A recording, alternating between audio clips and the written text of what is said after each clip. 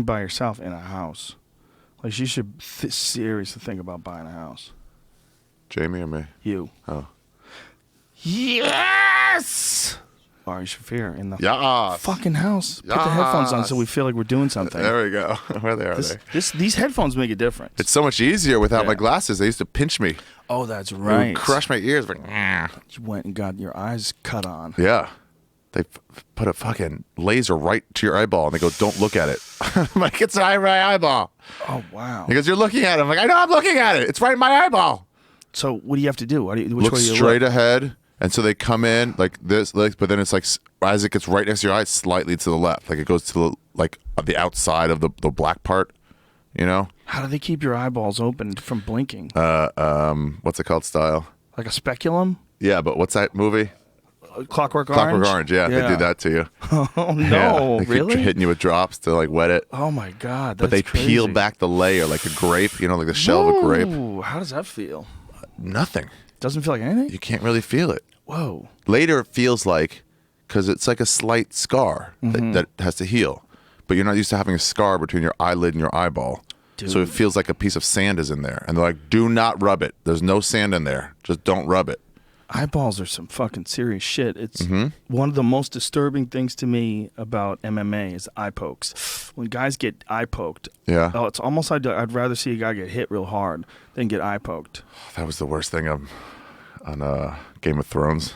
Oh god! And that dude fucking crushed him with two eyeballs. Spoiler alert! Whatever. Spoiler alert! You can't spoil alert stuff that's 5 years old. It's not allowed How many anymore. years is that show? That season was like 3 or 4 years old. That dude who got smushed was badass. Badass! I wanted him to win so bad. He had so much going for him. So much. And he was going to get revenge finally. Yeah, he had flair. He had technique. He was bisexual. Should bisexual, yeah, but proudly bi. But they all were back then, man. People just fucked everybody back then. Yeah. I think there's so much of a different world. If we think about like what the Romans did and what all these different cultures did, they were like fucking each other, fucking young boys. Like young boys, it was normal for guys to fuck young boys. Yeah. Like what the hell? Yeah, better world, right? But it's fucking strange when you go back and you listen to it was Plato, right? Plato was one of the big ones. One of the big boy fuckers? Wasn't he? Wasn't Plato a boy? I think Plato was a soldier. He was a warrior, like an accomplished warrior. And then became a philosopher? Mm-hmm. Yeah, if I'm remembering the story correctly, which we're pretty fucking high right now. Which is probably wrong, yeah. Pretty high right now. And it's a wake and bake day. Pederasty? Have you heard that term? Yes. Pederast. I've heard of pederast. What is that? When I Googled him and boys, that's what comes up. So what is a pederast? It means someone who likes to fuck young boys. All right. It's bizarre that was like really commonplace amongst very respected intellectuals at one point in human history. Wow, yeah. Plato didn't lose his fucking subway campaign over it. You know, he could go on being one of the most respected philosophers in history. Yeah, you don't take it away if they're dead and it's a long time ago. We accept. Well, I mean, we should, right? Because they had a lot to contribute. We should accept aberrant behavior, but we should also maybe look at it as a sign of there's some massive it's a times thing too. Well, there's massive advancement in understanding. Yeah. About human beings, about the consequences of sexual abuse, like all those things. Like I don't think they really had enough time to live to figure things out enough. Everyone was dead at 30, right? Yeah, they're like, this is going to fuck them up as adults. And I'm like, wait, what? Think of how fucking stupid this country is, right? Think of how ridiculous we are. If we look at each other as a collective, when you find out things that people get upset with. And like it's something I tweeted today about, was it Chase? Whatever bank it was. They wouldn't allow a guy's check. They canceled his check because he wrote Dash on it, which is his fucking dog's name, Dash. And they thought Dash was too close to an Islamic word, which is like Daesa. Wait a minute, where did he write it on it? He wrote it on a check, like to his fucking dog. Like, where's his money going? Note to self, dog. Like maybe his dog got. Oh, on the memo part. Some part of it. Like pull it up, Jamie. Wait, they thought it was an Islamic name. So that was the dumb. reason they. Why can't you send something to a guy named Ahmed? Exactly. What if the guy's name is Muhammad? What are we fucked now? How does Muhammad Ali get his checks? How does Muhammad Ali? What happens? Look at this. Bank freezes online payment over dog's terrorist-sounding name. Can you scroll it so we can see what the words are? Because it's hurting my brain. I have a picture of it right here. I was trying to find the picture. And here's the young the Oh, guy. he's wheelchaired up. Yeah, he's got. I think he's got. That makes him get more sympathy for sure. What is scroll up? What was his disease, Jamie? I want to see. Yeah, multiple sclerosis. He was transferring money from his Chase account to his dog walker, so he put the 9-year-old pit bull's moniker Dash in the memo line because it's to pay for his fucking dog walker. Yeah. And it's too much like DAESH, the Arabic term for self-described Islamic State. That's their word for ISIS, Yes. I guess. But it's not the same word, you fucks.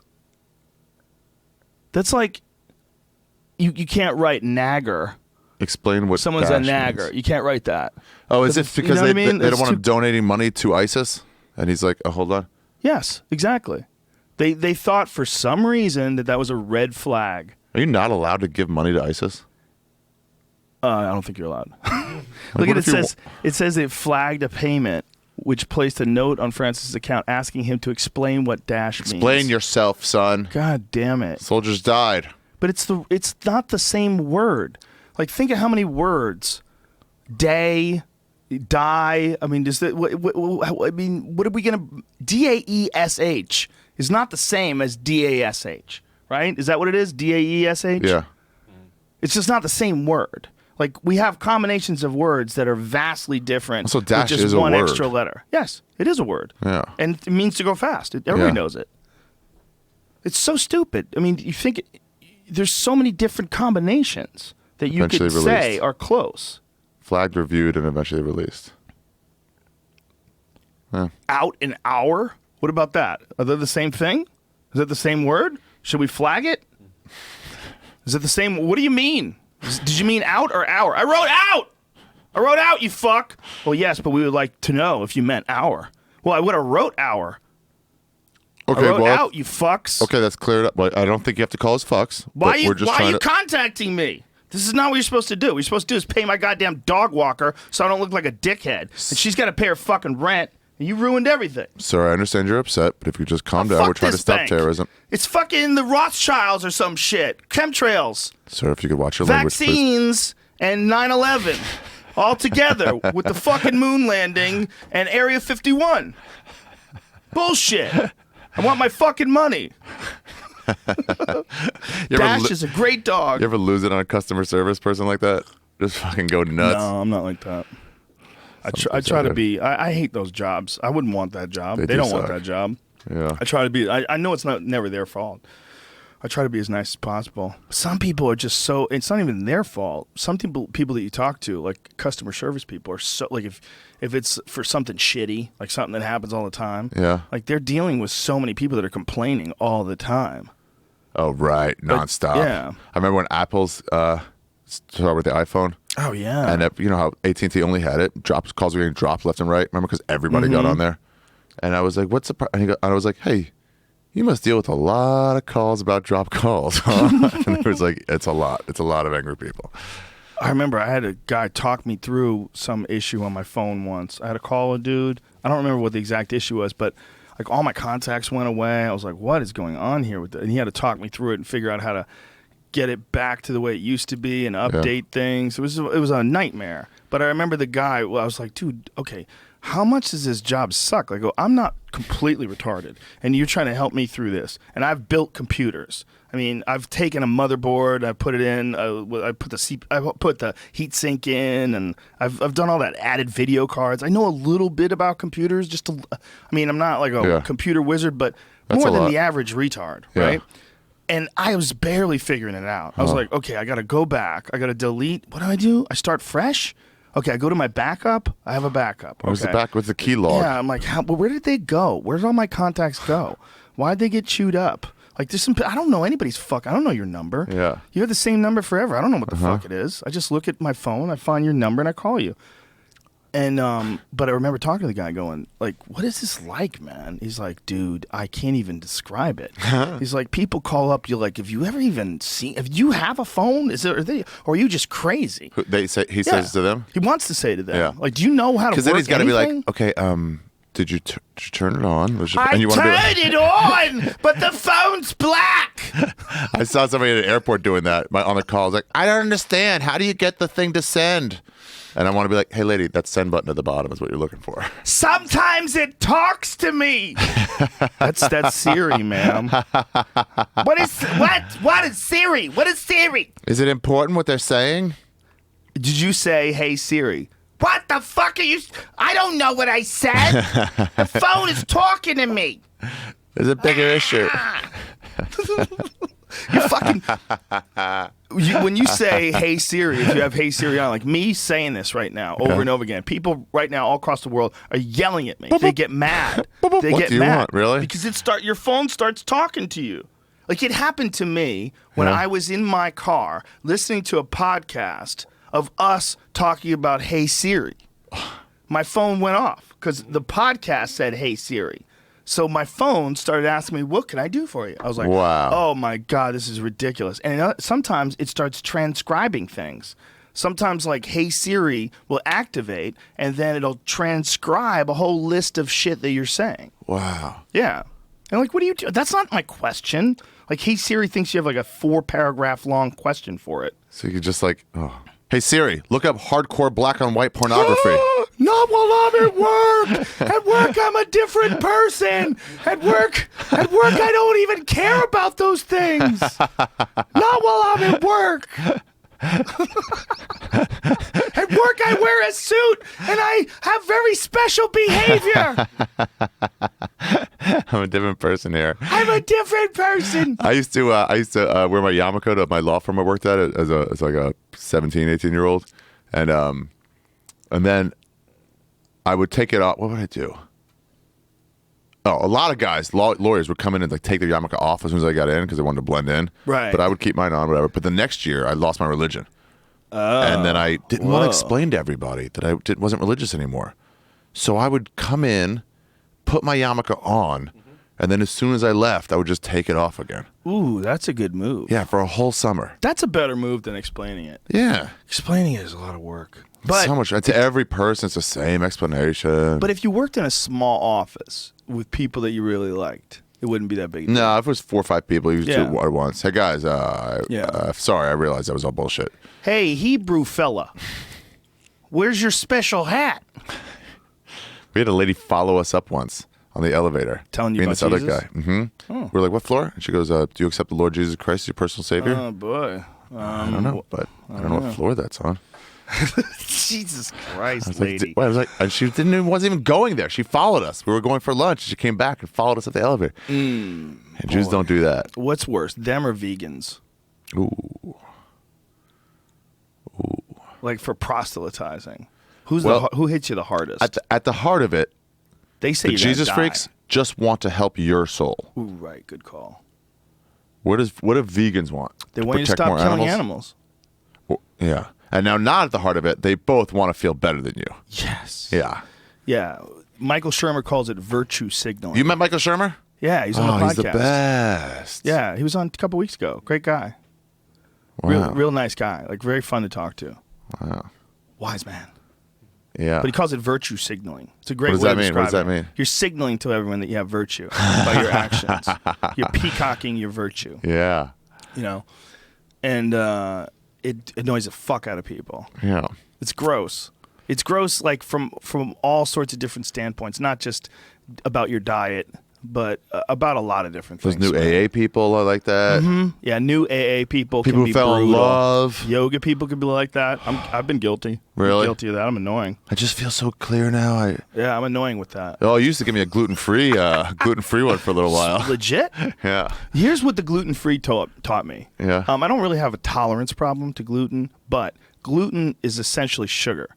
When you're getting gluten, you're getting it from bread, and gluten's like a protein that comes from wheat.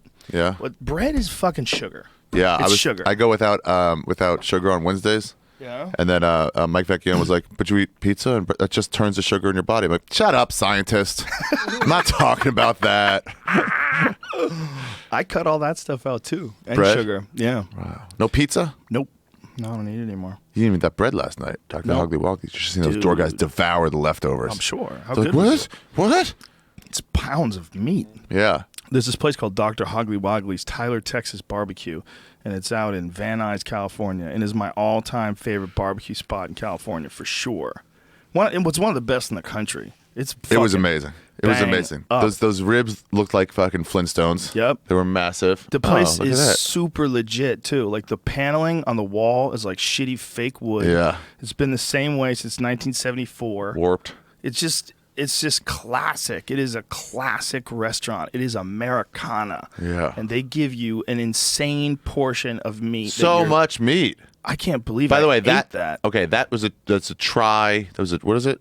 That was 3 different things. That was a triple combo. Yeah, triple combo. You had beef ribs, you had spare ribs, and you had brisket. Obviously brisket. You can't go to a barbecue place without getting the brisket. If you got a combo, it's hard to not. You got to get go brisket and figure out what else you want. Yeah. That was $23.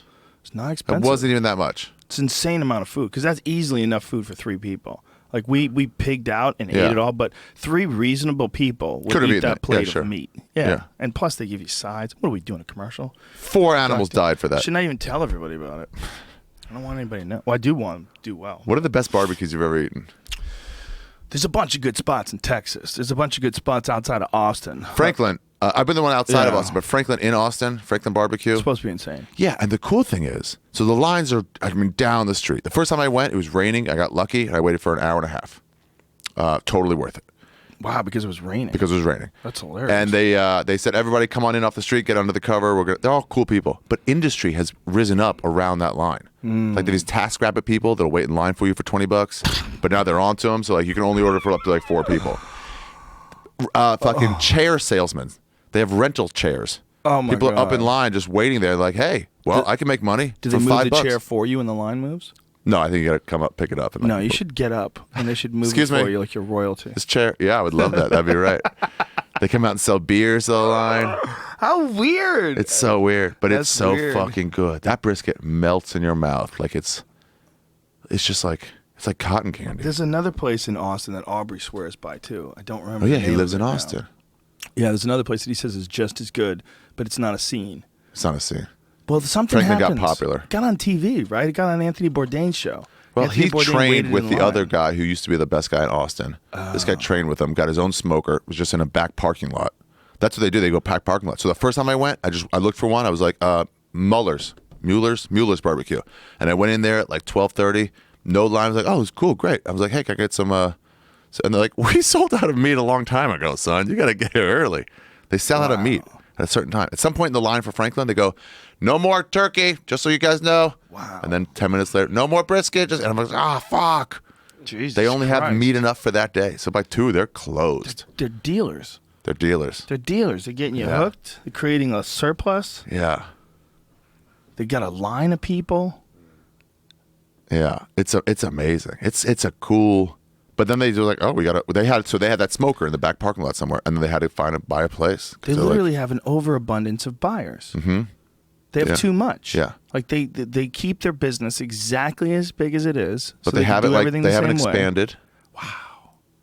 That's so rare. Perfect. Yeah. It's a good Yeah. idea. Yeah, it's so rare though, right? It's glorious.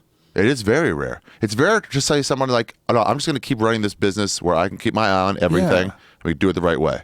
They give you brisket in line like at Katz's Deli. Oh, really? You know, with the pastrami, they're like, taste this, you know? They walk by with some? No, just as you get to the front, they just cut you off some. It's like, Oh, nice. taste what you're about to order. And they're Oh. like, oh, it's so good. Yeah, they did that to us in this place that we went to. Me and Ben and Aubrey went to this place. It's about 40 minutes outside of Austin. Yeah. I forget the name of it. Yeah, but I it's- went there. Yes, you been to that I spot? went there with Metzger and a few other people. And Metzger had the last brisket, and we all had to fucking suck up on some goddamn turkey and hot links No like way. peasant immigrants. He didn't split the brisket with you? No, he did not. Whoa, that's kind He's of not dark. a kind person. He's selfish, That's dark. and he's There's 3 of you, and you got. there's like 7 of us. It's a big. Okay, fuck them. Yeah. It's like, Too many people. You guys can all have a lick of one bite. The problem is you roll too deep Yeah. That was the problem. because that's just too much brisket to hang around to all Yeah. those different folks. Yeah. Yeah. It's like, sorry.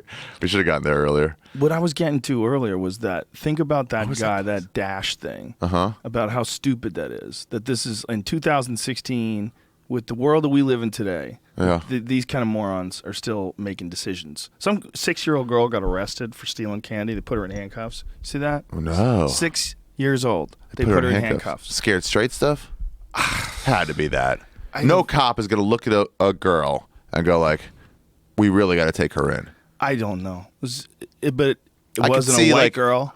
For sure, it wasn't. Obviously, it wasn't a white girl. But isn't that, I mean, could you even imagine that taking place Cops are not with going a to do white that to girl? a white girl. No way. Isn't that, but that's crazy. Young lady? Racist. Oh, yeah. That's crazy. Off the top racist. No, she's so cute. Over the top racist. Chicago mom outraged after daughter 6 placed in handcuffs for taking candy. Taking candy off a teacher's desk. I thought maybe my it was some God. Persian guy who was like, no, you arrest her. She steals. You do the law. And then I had to be like, arrest her and then unarrest her. But if it's off a teacher's desk. They were wait. trying to teach her a lesson, it says. Yeah, What, yeah, that you're yeah. going to wind up in jail? What the fuck, man? That is crazy. So this is the world we're living in today, right? Yeah. This is how crazy some of the stories are, where this gets through. Somehow this becomes a real thing. This actually happens. And then we're all talking about it like, what in the fuck? And imagine life back when most people died at like 24.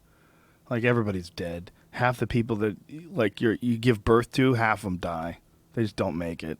Like when you were looking at the ages of people that lived back during the Roman times, I mean, what is I think the infant mortality rate back then was something insane, like 40% or something like that. This is when I lose what parents say. What'd she say? I'm more angry than anything because it's my only daughter.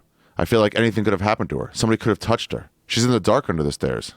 But that's just ridiculous. You know what that is? That's someone who sees the finish line. Yeah, no one. Why would you think anyone's going to touch her under the stairs at school? Because she's scared. I mean, who knows? She might not be that bright. Who the fuck knows? But she also is being interviewed, so she sees the finish line. And the finish line is you got to make this traumatic as fuck to get that big paper.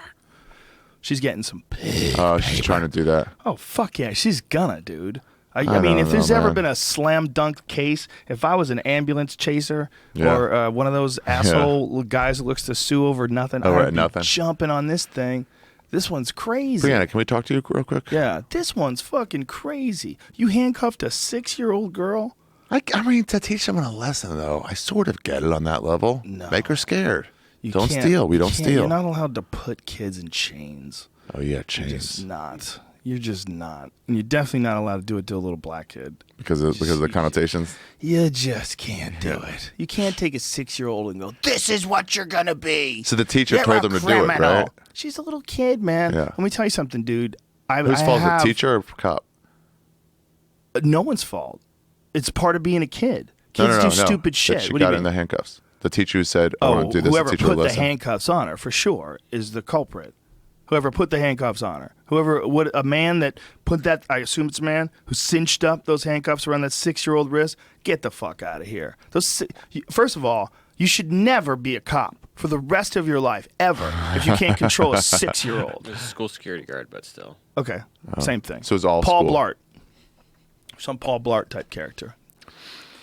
It's nonsense, man. I stole my cousin's comb out of his desk in Israel. And my dad saw it. He goes, "Where'd you get this comb?" It had a cool pony picture on it, on the comb. It was a Palomino. And I was like, "I don't know, I got it." He's like, "What do you mean? You don't have any money? You don't get things. How'd you get this?" Fucking 10, man. What are you talking about? You got it. And I was like, "I got it from Eagle's room." And he was like, "Did he give it to you?" And I was like, "No." You know, he found out I was stealing. He goes, "You got to go back there and tell him you stole it." And I was like, "Oh man, please do not make me do that." He's like, "Yeah, you're doing it." I got busted stealing a candy bar once. Really? Yeah. I think I was 12. Like 11 or 12, maybe. Oh. Somewhere in that age. Who busted you? Security Shop guard. on? Oh, okay. A security guard at a store. I put like a candy bar in my pocket or something. I don't exactly remember how it went down. But I remember the guy grabbing me on my shoulder. I was like unslick about it, like really unslick. I think I was probably 11. They're already watching you. You don't think they are? Yeah, it was fucking ridiculous. And then they take you in some room, scare the shit out of you. Yeah. Say if you ever do this again, we're going to call the police. We're going to let you go right now. We're not going to tell your parents. But if you ever do this again, we will call the police. Try to scare you. Understand me? And I was like, oh yeah, I'm so sorry. I can't believe I did it. And then I told my friends, they're like, why'd you do it? I'm like, oh, I don't even know. I just wanted to see if I could do it. Right, like right, I wanted right. candy. I didn't have any money. hey, is this allowable? And then you find out, oh, it's not. I dated a girl in high school who's a really bright girl. She was Klepto? yes. Wow. She was very smart and educated, and did really well for herself, and wound up being an outstanding citizen. But when she was in high school, she had a problem. Like girls, well, anybody, you see things and you can't afford them. And when you're young, you've never earned any money. Yeah. You also you still have these lapses in thinking that are intensely juvenile, especially if you grew up in a weird like single parent household like she did, or like a lot of people do, or latchkey kids where your parents just go, get out of here, and they just let you out the door and you figure out life on your own. That's a lot of fucking kids. Yeah. And so I think she just got caught doing it, and it was devastating. She was pretty honest about it, like how devastating it was when she got caught. Yeah, she got caught with clothes. They arrested her? Security guard. Yeah, I guess what girls would do is they would go to a place and they would put clothes on over their other clothes. Right, go into the dressing room. Yeah, they'd go in the dressing room and like hide stuff. And this is like, we're talking about, I graduated in 1985. So I think it's probably like 83 or 84. This is no computers. There's no scanners on your items when you walk out the door. An RFID card goes off. Those things that they have. What are they? That's not an RFID. What are those plastic things? Like it looks like a stapler. Oh yeah. They clip onto your shirt. That if you don't take them off, they burst blue when you try to take them off. I don't think they had that shit back then. I think you just had to keep an eye on people. Do you remember when there was a famous actress that got caught? Winona Ryder. Yeah. That's right. She got caught being a klepto. That's one of the reasons I know that any like scandal that falls a comic, like it'll pass. No one talks about Winona Ryder being a shoplifter anymore. We just did. Well, yeah, but I mean, people don't really think of her that way. Thank God we're not respectable. Yeah, but I mean, I remember at some point learning the lesson. I was like, oh, I'm an adult now. If I get caught shoplifting now, I'm just going to go to jail. There's no like, young man, we'll talk to your parents. I think some people have just fucking lapses in judgment. And they do it because they're like, I think subconsciously, like someone like Winona Ryder, who's obviously wealthy. Yeah, she's wealthy. I think she I'm just totally playing armchair psychologist here. But I would say it might seriously be that she's just trying to charge up her day somehow, like subconsciously. That's what in the season, the series premiere of Heroes, the very first episode. Spoiler alert? Are you going to spoiler it again? Dude, that's fucking 12 years Son old. Son of a bitch. Anyway, the fucking wife of the congressman, she gets caught shoplifting, and people go, why did you shoplift? And she goes, I just needed to feel something. It was the worst writing I've ever heard. God. But she's like, after Frank died, I just needed to feel. Good Christ. Yeah, but, dude, I steal from the airports all the time. You used to or do? Do. What do you steal? I don't know. If I buy a couple things and they're super expensive, the water is just coming with me for free. Whoa, you shouldn't say this on the air.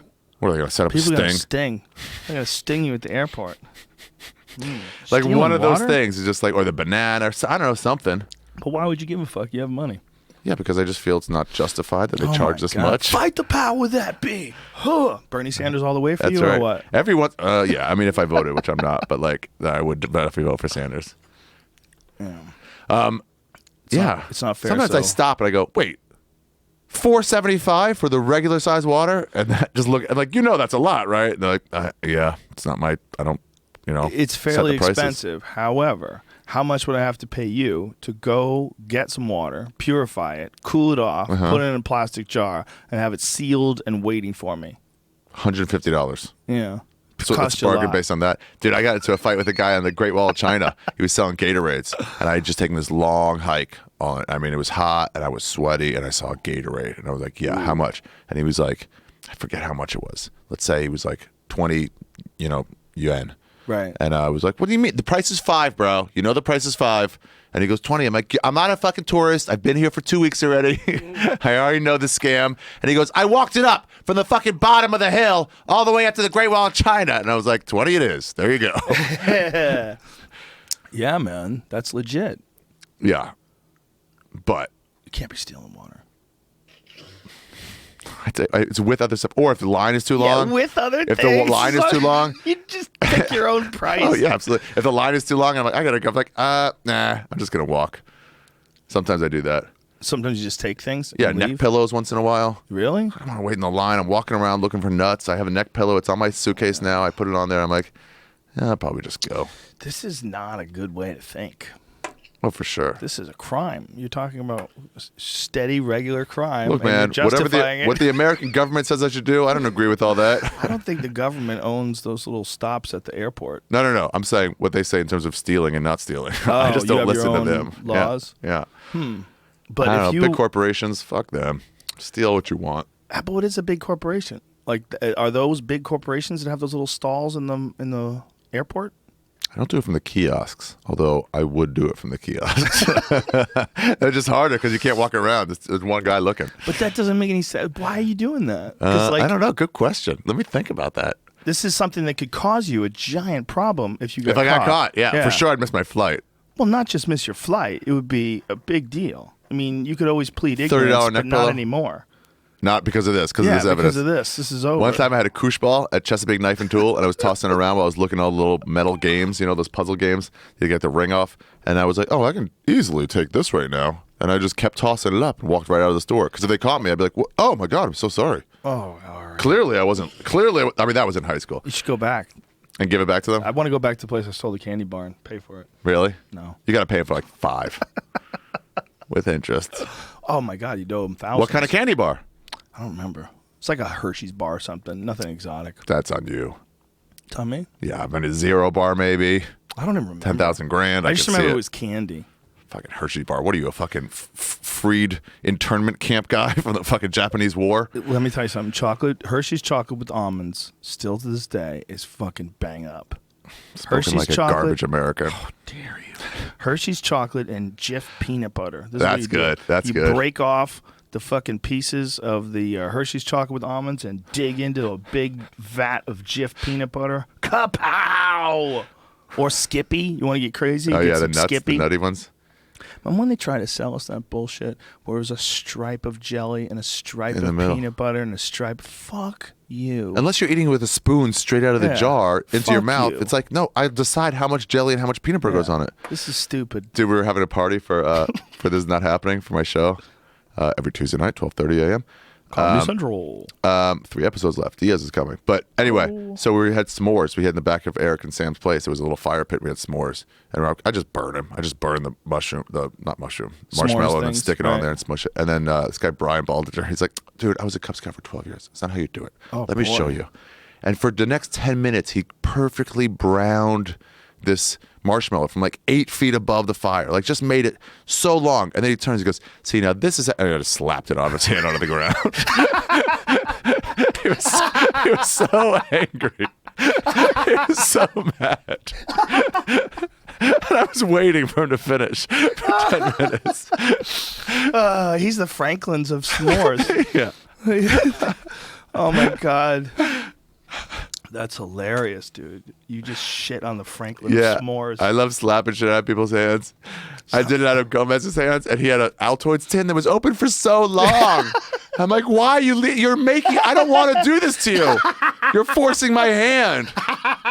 And then you just slapped it up. And he goes, dude, there's 3 Xanax in there. Oh, And I'm like, no. fuck. So we had like outside the cellar, I had to like look on the ground. We found one of them. It's so much fun to slap food out of someone's hand. Josh Martin did that. He was coming out of the back with a fucking pretzel all covered with mustard. And it's only great when they can easily replace it. Yes. So you got to get, And it's here's the not that $5 big a back. deal. Go deal with Yeah. it. If I ever got a lot of money, I would smash people's iPhones and just stomp on them. Like, here's $700. But then what if they're in the middle of like a really important conversation Right? with a babysitter? Yeah, now you get it. Anyway, Josh Martin comes out. I just slapped that out of it. He goes, oh, and I could see he's looking at it, like, maybe I'll eat it anyway. I'm like, you're making me step on this, man. You're making me step on this. You're leaving me no choice. Why are comics so mean to each other? Yeah, we're so cruel. So mean to each other. There was one of the funniest stories I laughed at was Louis and Norton. Norton was talking about how he was walking down the street with his slice of pizza. He just got it. It was perfect. It was such a juicy slice of pizza. And Louis walked over and smacked it right out of his hand, right out of the ground, and said something like, "Your mother's a cunt." And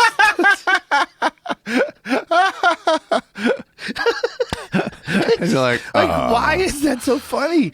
It's so funny. It's like but it's only man. It's like it's pain associated with no real monetary loss. Right. It's not real. You're like, no. But that's why the cell phone doesn't work. The cell phone doesn't work, right? It's real. It's a real phone. You'd have to give him like $1,000. Yeah, it's not a slice of pizza that you can just easily replace. Even Jim if you Painter gave him said it the best $1,000. in terms of how comedians, how cruel they are to each other. He was like, if you break up with a girl, if you're at the Comedy Store and you break up with a girl, you just don't tell anyone for like 8 months. It's just, they're not going to be cool to you. They're not going to be like, it's okay, man. They're just going to be like, who do you think's fucking her now? Oh. Do you think she's finally trying anal? Oh, that's true. Yeah, you just don't tell anybody until you're over it. And then you're like, okay, now I can Yeah, accept the that plan. ended a year ago. What? Well, can we still make fun of you? Yeah, but it won't sting anymore. I've already had 2 girlfriends since then. That's a lot of guys. You've employed that strategy. What, not telling anybody? Yeah. Oh, yeah, for sure. Yeah. I remember being like, what's her name? Yeah, didn't work out. Yeah. How long ago? Like a year. A year? Like one of your best friends. A fucking year, bro? Gotta keep that secret. You ain't gonna tell me?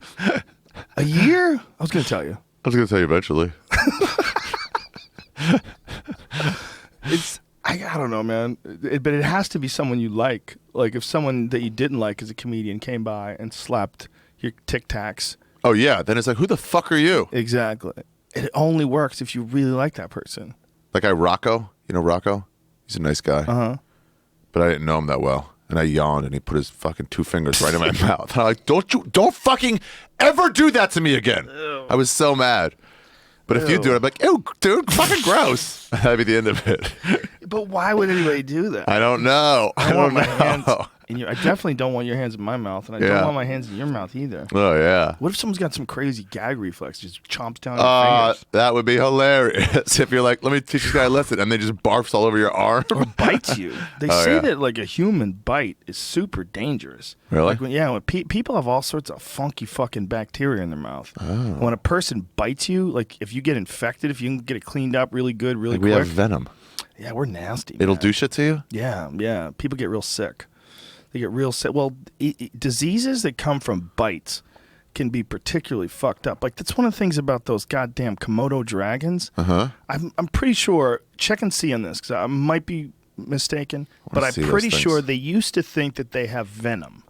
They used to think they produce a venom, and now or it might be the other way around, that they used to think that it was just bacteria in their mouth that killed their prey.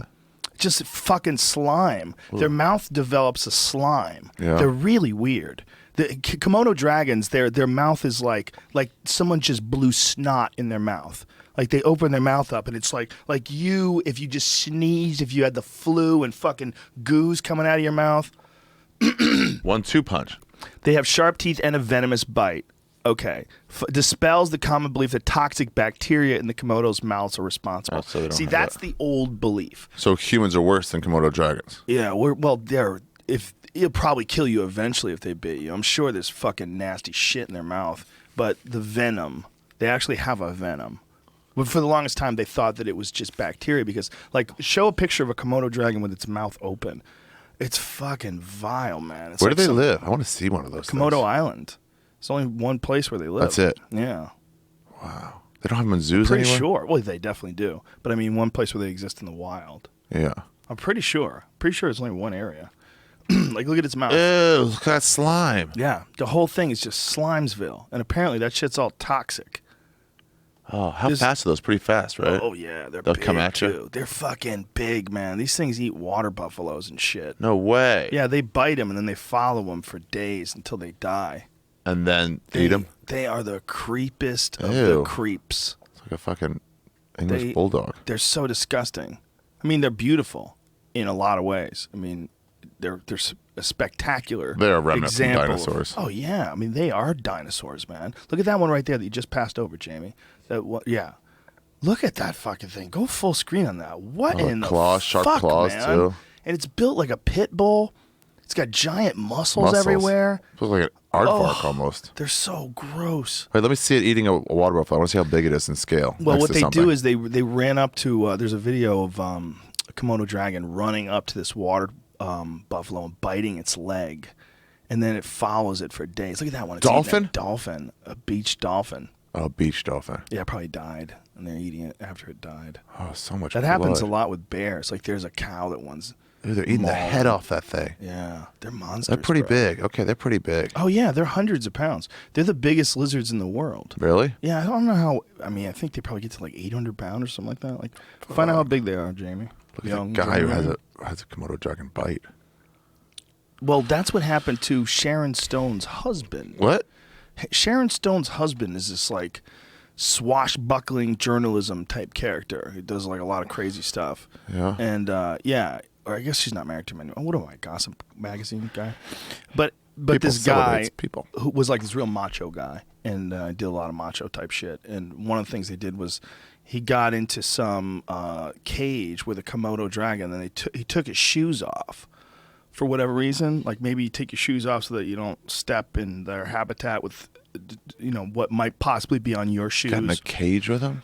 Yeah, and the fucking thing bit his foot because he thought his foot was a rabbit because his foot was white, and they feed him rabbits. Jesus fucking Christ! Wow. So this thing, imagine that thing clamping down on your foot with that slime mouth, and he almost lost his foot. Really? Yeah. They go, okay, they're a lot smaller than I thought. 170 to 200 pounds. I thought they were like 800 or 900 pounds. Reaching 10 feet. They go 10 feet in length. Jesus. 200 pounds. Wait, and more than 300 pounds. Animals. Huh.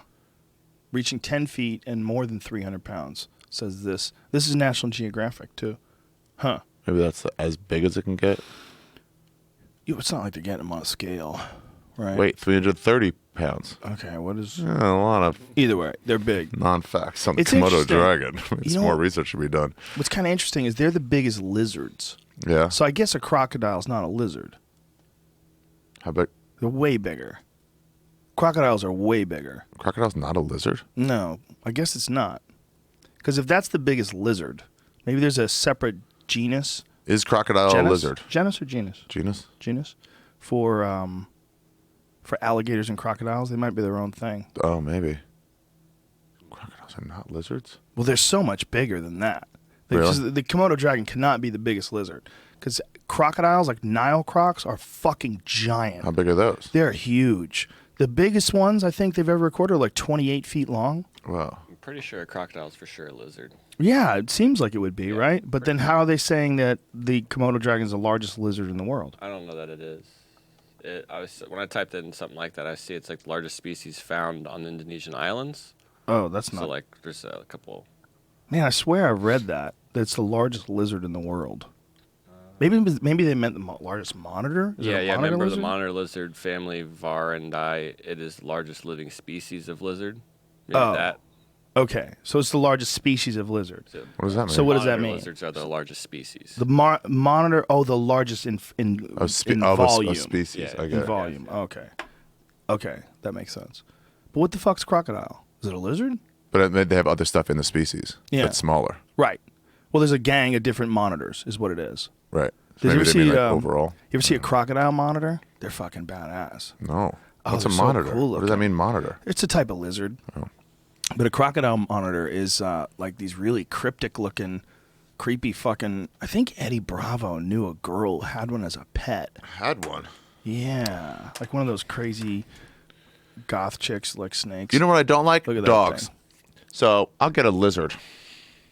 Crocodile monitor. You like dogs. No, You I'm just don't saying, wanna like, take why would care you get of a one. fucking crocodile? I thought you're in character. Yeah, Look at the I'm eyeballs in character. that thing. Looks like it's animated. That doesn't even look like a real eyeball, right? It looks That like... looks like a dinosaur for sure. Tell me where Oh, yeah. you keep your eggs. Are they delicious? Remember when Andy Serkis was a giant name because he did that play-by-play for Gollum? No. They put things on him. I don't know who that is. What are you He talking played about? Gollum. Andy In Serkis. the Hobbit? In Uh-huh. the Hobbit movies? Yeah. Really? People knew who he was. Yeah. Then he did like just a bunch of stuff like that where they put those things all over you and they had to like act like... Oh, well, he's a very good physical actor. If that was his body, that he was moving around like that. Yeah. He was a great Gollum. Like, and what they did good with Gollum. him, just good.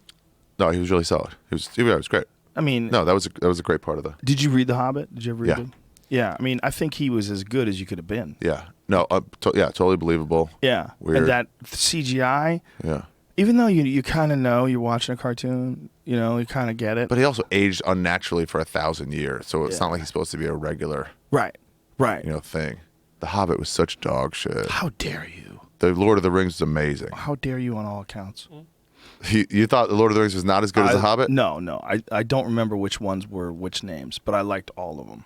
Oh, really? Didn't like all of them equally, but they were all good enough. And like one of them was like to set up some other shit. Like sometimes they do a lot of that. Well, Lord of the Rings was 3, and those were all great. Yeah. And the Hobbit, they turned into 3. I don't know why. I mean, I know why. The I don't know Smaug, what- Desolation of Smaug. You didn't like Just a that? bunch of talking. Like, we need you in this battle. I don't want to go to the battle. We need you. All right. It's fucking 20 minutes of that. Cynical. Jamie, you know I'm right on that. I didn't watch any of the Hobbit Those movies. orcs, they didn't freak you out? In the fucking Lord of the Rings. They didn't freak you out in the most recent one? No, they seem like fangless. They were kind of easy to kill this time Yeah, around. super easy to kill. When fucking Bilbo is killing orcs, I'm like, wait, how at one point are they these fucking evil super villains that are created in a lab? And then this next point, this fucking little hobbit with no training can get them. Oh, that's a good point. That was There was bullshit. that one scene when they're in the barrels going down the river. Spoiler alert. Uh-huh. And I'm like, you can't just kill everybody. You can't. You're In the losing, barrels. You guys aren't losing anybody. Yeah, nobody. You're not losing anybody. You got No orcs. casualties. You got orcs with bows and arrows. They're jumping up. A fucking cliff is falling apart. Remember those 2 mountains were fighting? Yeah. And they're Yeah. jumping from thing to thing, all fine. Everybody's fine. It can be done in a way that would make you think that although there's magic in this world that they live in, Yeah. the physics of the regular world still apply. You got to shoot it right. Yeah. The problem is in these movies, it's not just the magic that you have to concede. Yeah. You have to concede that That's the world they set up. It's okay. Yeah. You set up this world. It's fine. Right. Spider-Man can shoot things because they set up the world, but he can't Right. fly. But the physics of their movements, like what Yeah. happens, how they battle these orcs. Yeah, gravity's supposed to be normal. Yeah. Yeah, it doesn't make any sense. And you can't just constantly almost die and keep going. Yeah, for if a it's like, half how did hour. Bilbo get away? Well, he's got a ring. It turns him invisible. Okay, that works. But you Yeah. can't just like fucking hit Yeah. holes. Yeah, when people almost die and then almost die and then almost die and almost die, you burn out my almost Yeah. die nerves. I don't care. I don't believe you're in Yeah. danger. Yeah, that happens in movies sometimes where it's just a bunch of shit happening. I have this theory that most artists have about a 7. I'm tweaking the years, but about have a 7-year prime where they're really on point. And Peter Jackson, is that who did The Lord of the Rings and The Yeah, Hobbit? yeah. Yeah, like that was amazing. Yeah. And then King Kong came, and you're like, maybe. And then The Hobbit, it's how like, dare you? oh, you don't really How dare you? care anymore. King Kong was awesome, so suck it. Same thing though. Brontosauruses are going all around them, fucking stomping right next to them. Like, ooh, that was a close one. Yeah, well, I felt like that way about Jurassic Park, the new Jurassic Park. The new I was Jurassic watching, Park, I was like, yeah. okay, here comes more stuff happening. And a bunch of stuff's going to happen now. Yeah. And then this is going to happen. You know, it's just a bunch of shit that like I have zero connection to. It's undeniably visually impressive. Mm-hmm. It's amazing special effects. I have zero emotions. It's all part of it. Yeah. You got to draw me in. And then people will go like, well, what? He said that's why he did it because of this. And you're like, whatever. Saying it's not showing it. I hate to bring this movie up again, but I bring it up a lot. Ex Machina. Oh, yeah. I just watched it. I just saw Perfect it. example. Just saw it. Like there's just enough amount of shit happening. Yeah. Like spectacular spellbinding. Is that a word? Spellbinding. Yeah. All right. Cliffhanging. Like you're fucking nervous. There's You don't know what's scenes, gonna There's happen. massive anticipation. There's all sorts of different elements at play. Yeah. You've got artificial intelligence that's perhaps plotting against you. I mean, there's so much going on, man. And there's scenes in that movie where you're like, fuck. Like you're white knuckling. I didn't feel any of that in like Jurassic Park. Oh, right. I just didn't feel it. I was like, they're going to be fine. They're going to There's be a couple fine. moments in Ex Machina where it's like, do a better job. Really? Like what?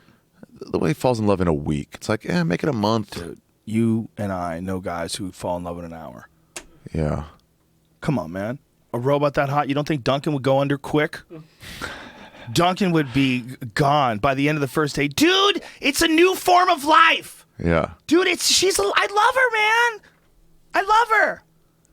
Also, Come on. Yeah. Dude, once she's got the skin on and the skin is indistinguishable from regular skin, you're not going to give a fuck about that carbon fiber body that looks like the inside of one of those. I mean, it was just like, it was one of those things where emotionally it was like he wasn't in love at all. He's like, you're a robot. Then all of a sudden it's like, I'm fully in love with you. And I didn't see the change in him. I saw it coming. I saw it the moment I saw that guy sit down with her. I was Yeah, like, I this saw ain't it gonna coming work. too. So I have to see it happen. I can't just be like, oh, so obviously he falls in love. Well, how does obviously it he work gives with access to people? all my computers. How does it work with people? What? How does it work with people? With people, you never know. Like when some people get, we all have friends that have gone in these relationships where they just go away. They're gone. I know, but he laughed They at her meet like somebody- 3 times, and then it was like, now I'm willing to.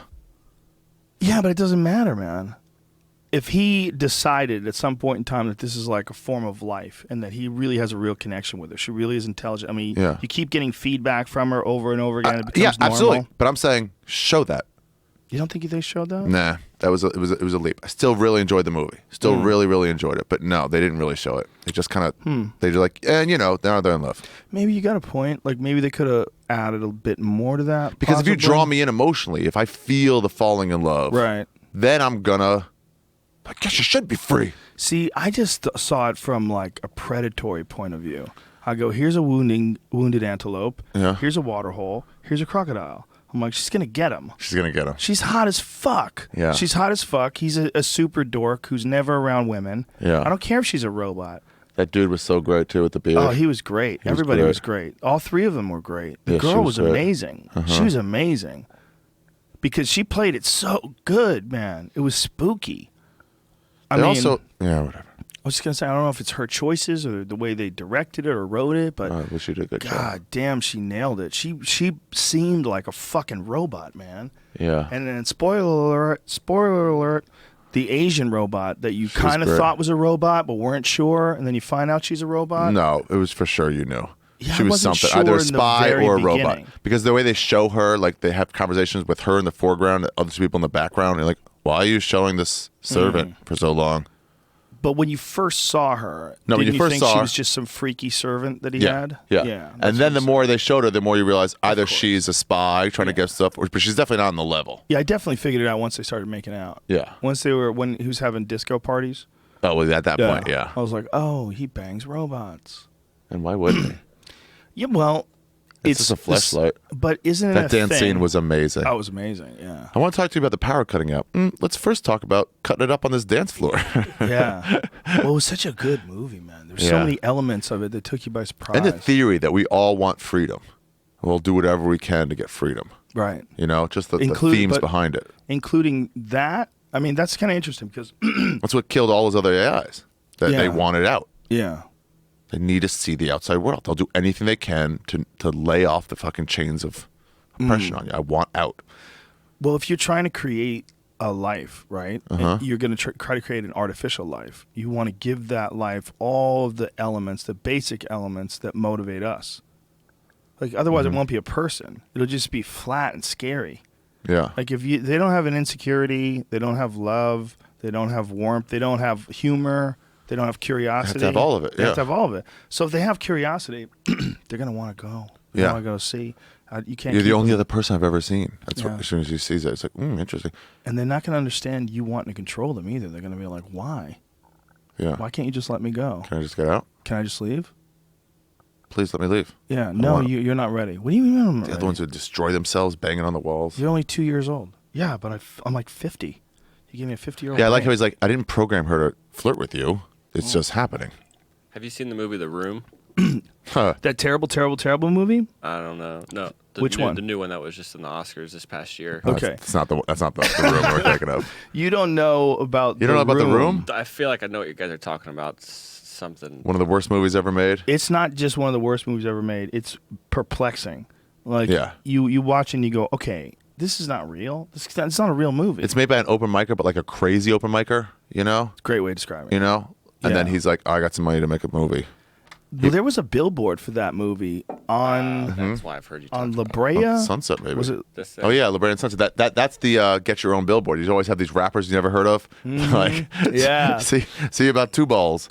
Well, I was Zig. looking at a piece of property that one of the things that they were talking about, the piece of property that's adjacent to has this like billboard thing there, and you could pay and put things on the billboard. I'm like, how much did it cost to put something on a billboard? Yeah, how much? It's not that much, man. It's like a couple $1,000 a month. Couple $1,000 a month. Yeah, to put something on. That'd be worth it for a good prank. Yeah. Fuck Nick Thune. It's a Just lot. have that up there for a month. I mean, it's a lot dependent upon where you're at and how big the billboard is. But I know a guy who owns billboards. He's got a few of them. Yeah, it depends where it is. That one on La never Brea, asked I him. know which one you're talking about. Yeah. That is a cheaper one. Yeah. Because there's always stuff is up there. Like, this isn't even a professional. This isn't an Aldo. This isn't anything. This is just like. Yeah, and that guy had that movie poster up there for a long time. And he made it all himself, and in every scene he had to make out with chicks. Some people. Yeah, he had to make out with chicks. And the sex scenes, the love scenes would last so long. They were like 5.5 minutes. Yeah, and it doesn't make any sense. It's Just showing his body, showing his ass. He's a handsome guy.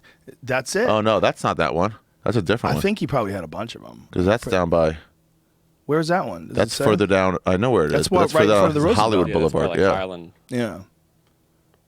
Maybe. No, it's facing. Is that the back of the room? Whatever. It's the wrong angle for Anyway, La Brea, but it's yeah. prime time. Yeah. You know. Oh, West it's a good Hollywood. location. Yeah, for sure. And that guy had that billboard up there fucking forever. It's a crazy movie. People get together and watch it. Like, just to go, what in the fuck? If you have money, you can just make shit happen. They don't say like this isn't good enough. There's nobody Right. stopping you. You're an Yeah. adult. Like, yeah, sure, spend it. That's why Trump's going to be president. Because what? Because he's got money. Mm-hmm. Nobody gets to stop him. Tell And him he he has can't his own do it. money, so he doesn't have to answer to Own money. anybody. It's the same thing. I wish it wasn't so crazy. I like the idea that he's Yes. like, I'm not taking money for anybody. I'll make my own decisions. But then you're like, oh, but your decisions are nutty. But you know what that problem is? That's like, I like strippers that do coke, but I want them to be good moms. Right. All right. Yeah.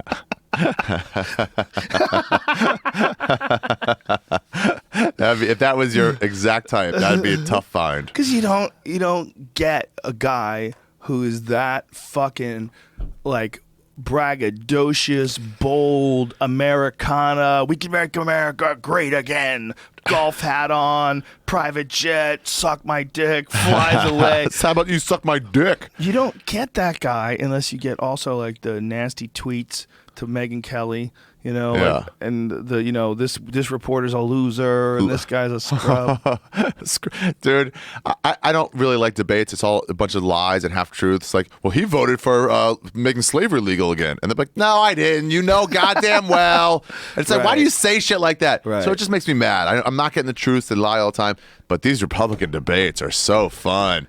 These guys are really trying to say what they want to say. Yeah. And Trump's like, blah, blah, blah. Look at me with my hair so idioty. They're like, what has happened? They're failing. They don't understand how to deal with this. Well, he's It's like when Houston way- Alexander came in and people are like, how do Yeah. you fight this? And you're like, you'll figure out a way, but you didn't get it yet. Yeah, right. He's just a way better talker than them Mm-hmm. in terms of like the getting the reaction out of people, and he's also figured out a way to manipulate the media. See, How about you tell us your view on this? How about you shut up? he's a very smart guy. Yeah. Despite like all the criticisms that you could have that are all valid about the wall and about some of the things that he said, Yeah. he's very smart. And honestly, what the media says, they only show you a small portion of something. So Yeah. at this point, I don't trust them. When they're these crazy like quotes, you're like, he said that? What? And you're like, But no, he says he didn't things exactly that are say super easy to shit on. Right. But that's the point, is that he knows that that's going to get him all this attention. Right. He gets way more media attention than anybody else no combined. press is bad press. Look, everybody knows that Hillary Clinton was a Secretary of State. Everybody knows she's running for president. Yeah. But if you compare the amount of time the pundits talk about Hillary Clinton versus the amount of time they talk about Trump, it's not even close. Yeah. And it's all because of him saying outrageous shit. So they talk about him Yes. and he sells more. He's a genius in that respect. I think he knows that too. But he fucking for sure knows it. He's like 60 years old, man. He's a billionaire. Remember He's your smart. bit about the dude who fucked the guest Anna girl? Goldsmith? Yeah. And he goes, he doesn't know. He made $7 billion. I think he's a bit crafty. From scratch. From scratch. I think he Yeah. knows that she wants him for his money. He doesn't give a fuck. He's got 8 years left in this world. He doesn't need all that money. If. Yeah. I think that this guy, what you're seeing from him. From Trump? is his best way to win the show. Yeah. And he's winning like he would win Celebrity Apprentice if he was one of the guests. He's winning by making everybody else fight his fight, turn it to an insult match. These Ted Cruz guys, do you think he really wants to be insulting Trump? Do you think Mitt Romney goes on and he's not even fucking running for president. And he goes on this Republican campaign like Anti-Trump. anti-Trump rant. It's what all these celebrities did. There's South Park made fun of it in Team America. There's all these celebrities go on and say, we're against the war or whatever we're against, you know? Yeah. Oh, that's what it is. They were against Bush. Right. And that just made people vote for Bush. Like, they all failed. Yeah. Like, he didn't do anything. It doesn't work. George Clooney's not going to change your vote. Yeah, especially when he's trying to change your vote. They don't just happen to ask him in passing. And it's like, oh, it's like, I can see you stumping. It's like those The More You Know commercials on NBC. Remember they used to do those? Spend some time with your kids. The more you know. Yeah. Kids that spend time with their parents are less likely to kill themselves. The more you know. Conan did a great one about that. Did he? It was a whole series of like. Was this after he ones. left NBC or what? While he was on? I think it was on NBC. I think late night. But it's kind of the same thing, you know. It's Yeah. like, shut the fuck up. You're not fixing anything. Yeah. I just wonder if who he really is. This Trump? is the real. Yeah, this is my real problem with Trump. Yeah, I wonder who he because really I've heard people is. defend Hillary Clinton, smart, intelligent, liberal people I know. I go, well, she seems like she's saying. I go, she's smart because she's saying what she needs to get elected. I'm like, well, okay, well then how's that different than Donald Trump? If you don't believe she believes these things, she's just doing what she has to get elected, then how can you not believe the same about Donald Trump? Her speeches creep me out way more than his, and I'll tell you why. Why? She got called out by Bernie Sanders for having these enormous fucking not campaign speeches, but speeches that she would give in front of these bankers. Yeah. Where they would pay her hundreds of thousands of dollars.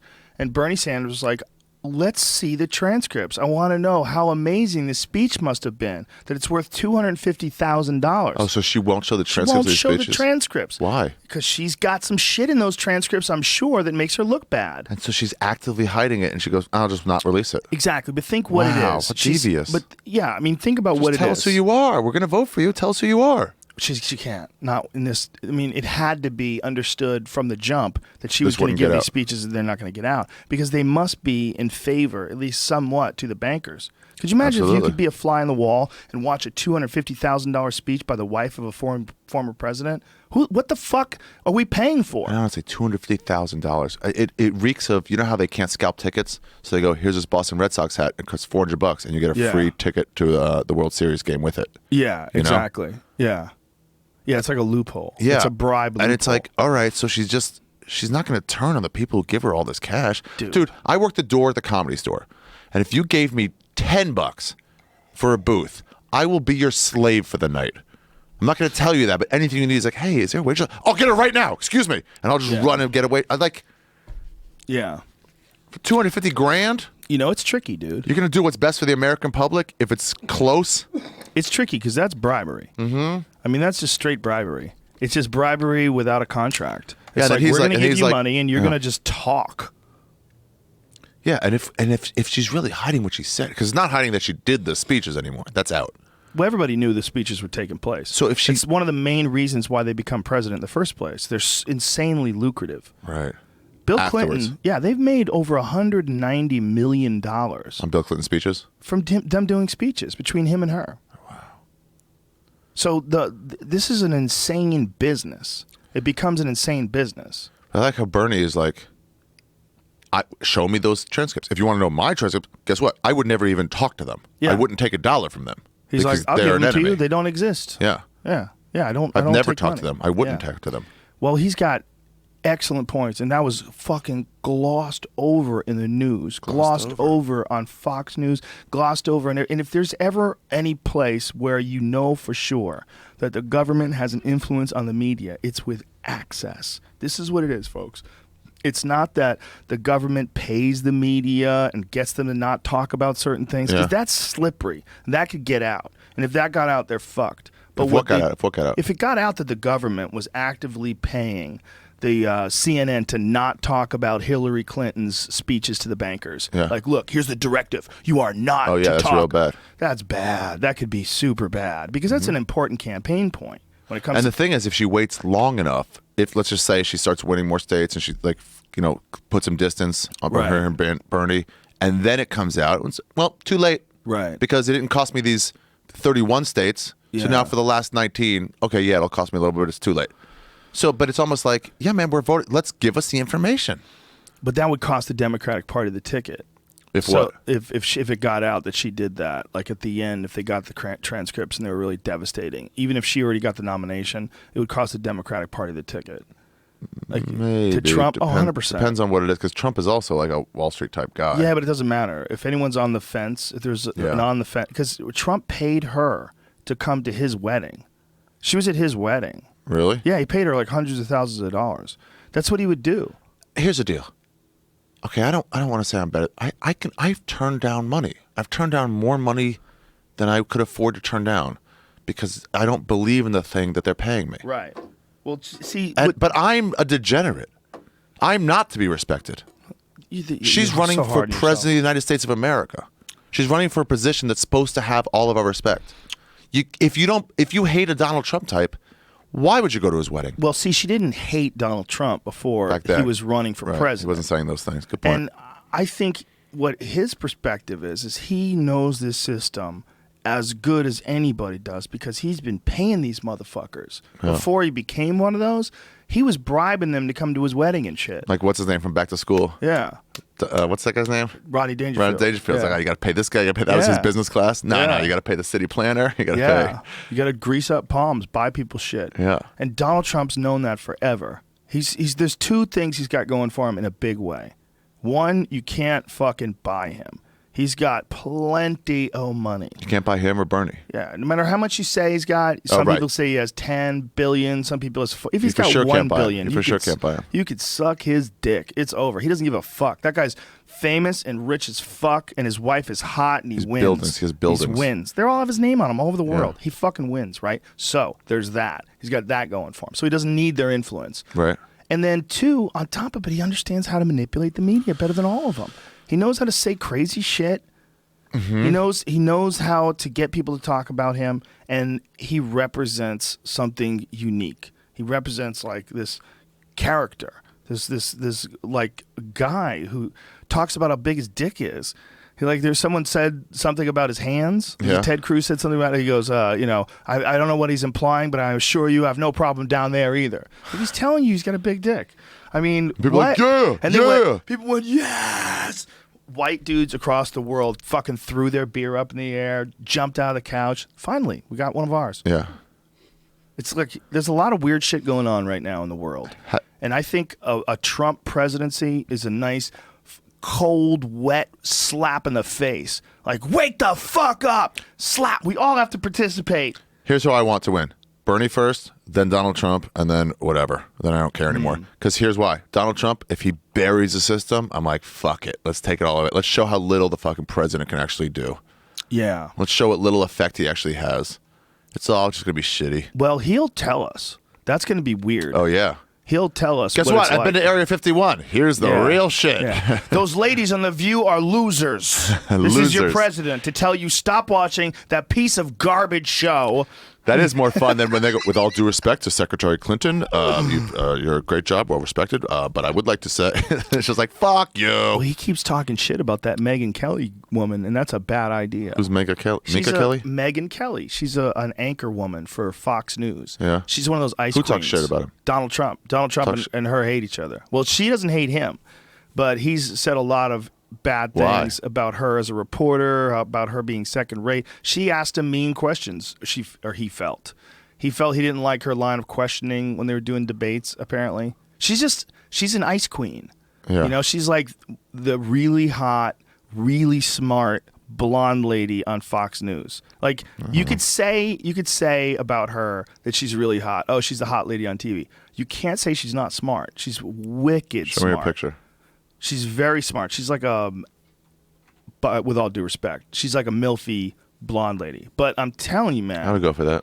She's fucking whip smart. Like when she's taught, like she doesn't take any bullshit. And so they went back and forth. So, but the problem is he's going after her. Like he says that she's second rate and he's attacking her. The problem is she's not. Well, is he trying? So it looks bad. But is he just trying to get her off so that she can't? So he discredits her. Well, here, scroll down right criticism there. of him? Here it is. No, he can't do that. Isn't it terrible that Megyn Kelly used a poll not used before IBD when I was down, but refuses to use it now when I am up? It's like there was a bunch of these things where he was tweeting at her directly. And he goes, facts matter. The problem is, I mean, she's not perfect. She was another one that was like, Santa Claus is white. Remember that? She was, hey, bitch. Sorry. All due respect. Santa Claus isn't real. Yeah. he could be a rabbit. Let's switch places with the Easter Bunny. Easter Bunny's now an old man who shows up with. Come on. Is he just trying to get her like, I don't want her on my debates anymore? Well, there was a black Santa because you could say like thing. you're involved in the story now. Like if I had a judge who knew me, Yeah. you know, I'd be like, you have to recuse this judge because I had sex with his daughter. Yeah, but either way, it's weak. It's not the way to do. Like what he's trying to do is shame her and attack her. Yeah. And she's not responding in turn. She's reporting on shit that's happening, and she's not being flattering about him. Right. But she's not attacking him the way he's attacking her. And It looks bad. That looks real bad, man. Especially when it's a woman Smart and you're woman. going after her and she's smart. Look, whether or not you agree with her, whether or not you agree with her politics, there's no denying that she's very intelligent, very articulate. Yeah. So when she's talking and she's giving these speeches, even if you think that this white Santa Claus thing is nonsense and why are you correcting America on what color Santa Claus is? The fuck. You like when she's asking questions and she's got these criticisms. If you feel the criticisms aren't valid, you have to be able to establish that you can communicate really well with someone who doesn't think your criticism with someone who doesn't think that you're doing a good job or someone who's criticizing you. You have to establish, if you're running for president, you have to establish that you're the type of person who's reasonable. Well, he's not going to do. He's already said. He's like, if you cross me, I will cross you back. Yeah, I will shut you down. See, that's great if you're the fucking host of Celebrity Apprentice. Right. But once you become a president, I think you need a free media. You can't have people worried about criticizing you. Yes. That's what they do in Turkey. Yeah, you can't have people worried about criticizing you when it comes to something as critical as being a calm, cool, collected person who's running for president. Like that is one of the most important points of that job, is that you have to be able to appreciate the fact that there's going to be at least half the country that fucking is mad that you're in office. Yeah. For Right? sure. Sometimes more. I mean, it gets insane. So Well, didn't she with Santa Claus? Didn't she mean that just Saint Nicholas was white? It's not. I mean, he's not real either. Was he? St. Nicholas? Is that real? But she was just talking about a black Santa. I forget. There was some story where people said, well, why can't we have a black Santa or something? I don't remember what it was. But she was like, first of all, Santa's white. Let's see if we could pull up the video where she says Santa's white. Because she's so hot. It's like, it's kind of hot when she says it, even though it's kind of ignorant. Santa Claus should not be a white man anymore. And when I saw this headline, I kind of laughed and I said, oh, this is so ridiculous. Yet another person claiming it's racist to have a white Santa, you know? And by the way, for all you kids watching at home, Santa just is white, but this person is just arguing that maybe we should also have a black Santa. But, you know, Santa is what he is, and just so you know, we're just debating this because some Okay, hit the kids. brakes. Okay, I wanted to get that straight. But Jedediah... She's fucking talking to little kids out there.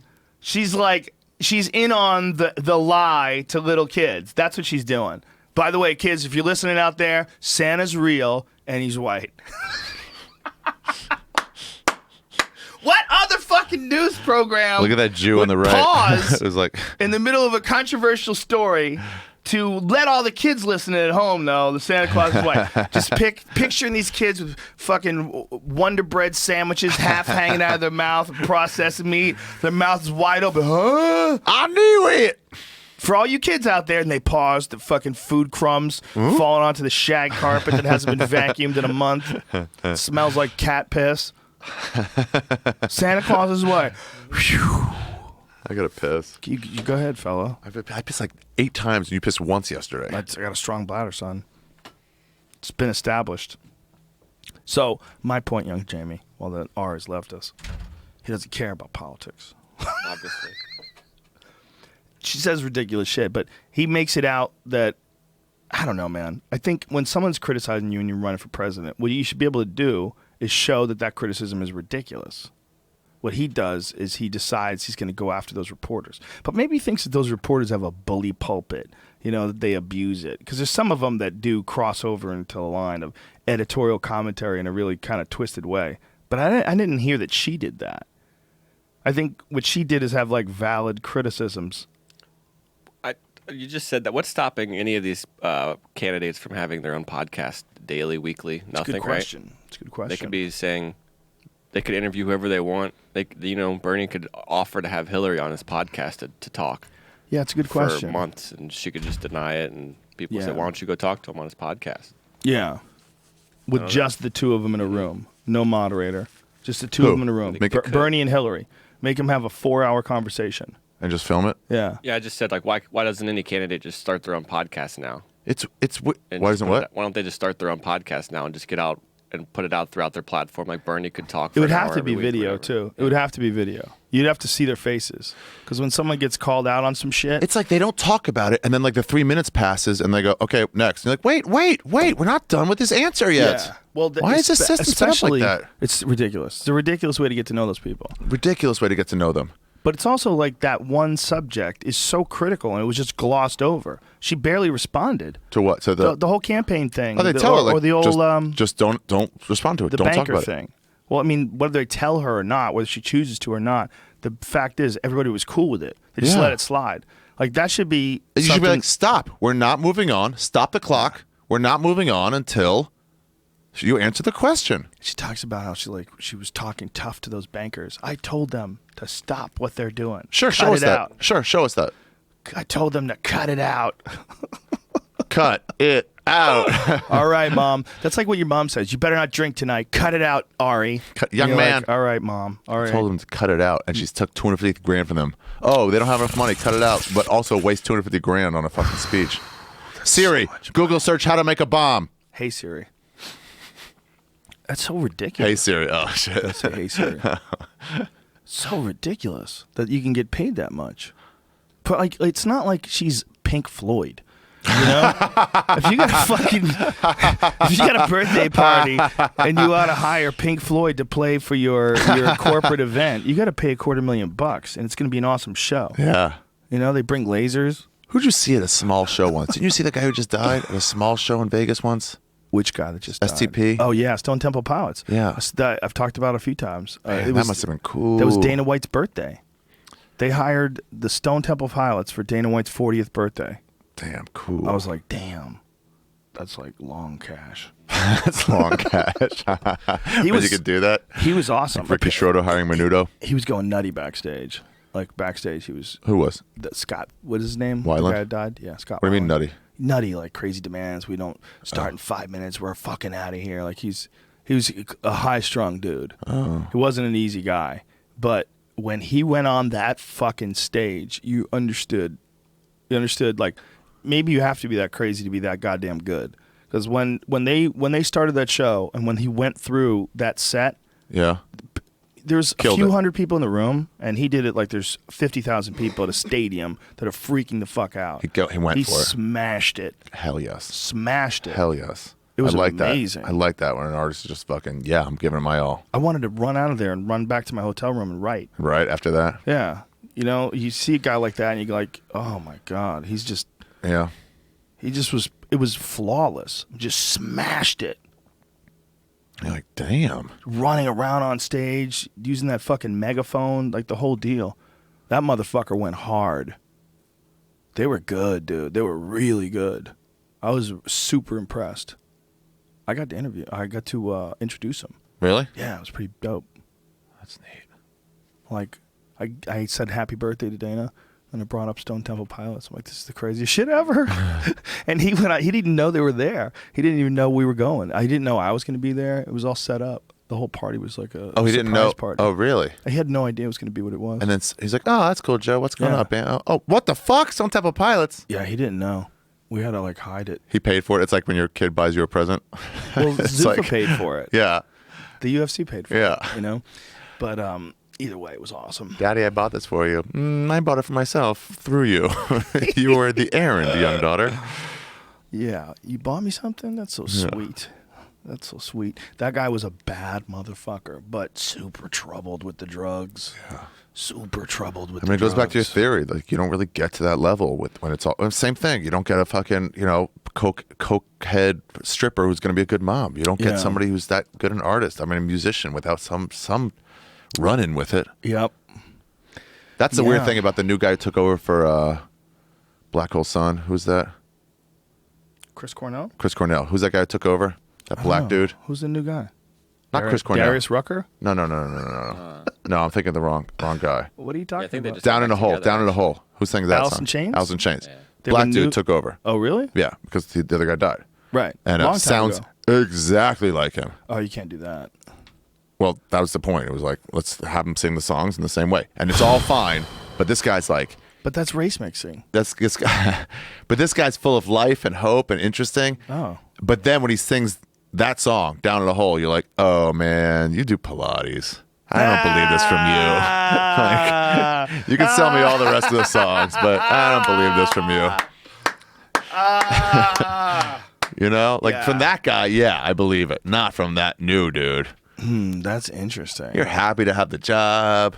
You ain't gonna fuck this up. Probably got an Asian girlfriend. Probably got an Asian girlfriend. She's probably real hot. He sounds exactly like him. She's probably one of the Asian girlfriends with those mo haircuts, where it's like What's right that? above her eyebrow. It's Straight across. cut straight and then long. Mo haircuts. Didn't Bobby Slayton have a joke like that? The Chinese people say, how do they get their haircut? Cut it like Mo. It was like a 1980s joke. I think it was Bobby Slayton. I'm pretty sure.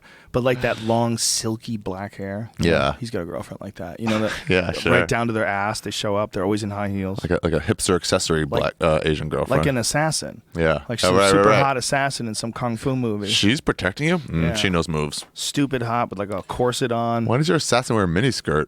Can't be the best for mobility. Yeah. And she just has a slight Asian accent. Just slight. Yeah. This works perfectly in English, but like you could hear a twinge of it. And she likes chicks. I like chicks. My master's She brings watching. chicks over. He comes back to his dressing room. There's 3 other chicks in there. Baby, Yeah. we want to have a party. Come on, baby. Oh, by the way, that's what we're going to talk about. How these artists are taking off stuff off Pandora Oh, that's what we started talking about. Spotify. and Spotify. Yeah. Yeah, I think Black Keys took their stuff down, or like you can only have our old stuff, nothing new. Yeah. Because they're like, you're not really paying us well enough. You're only giving us access to new people. So for a young comedian, people discover me from Pandora and Spotify for sure.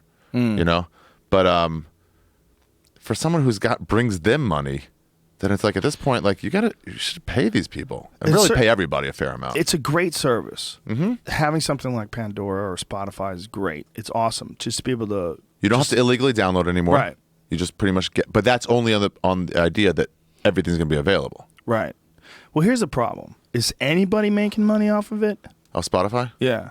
You mean is Spotify making money? Yeah. $10 a month subscriptions. Okay.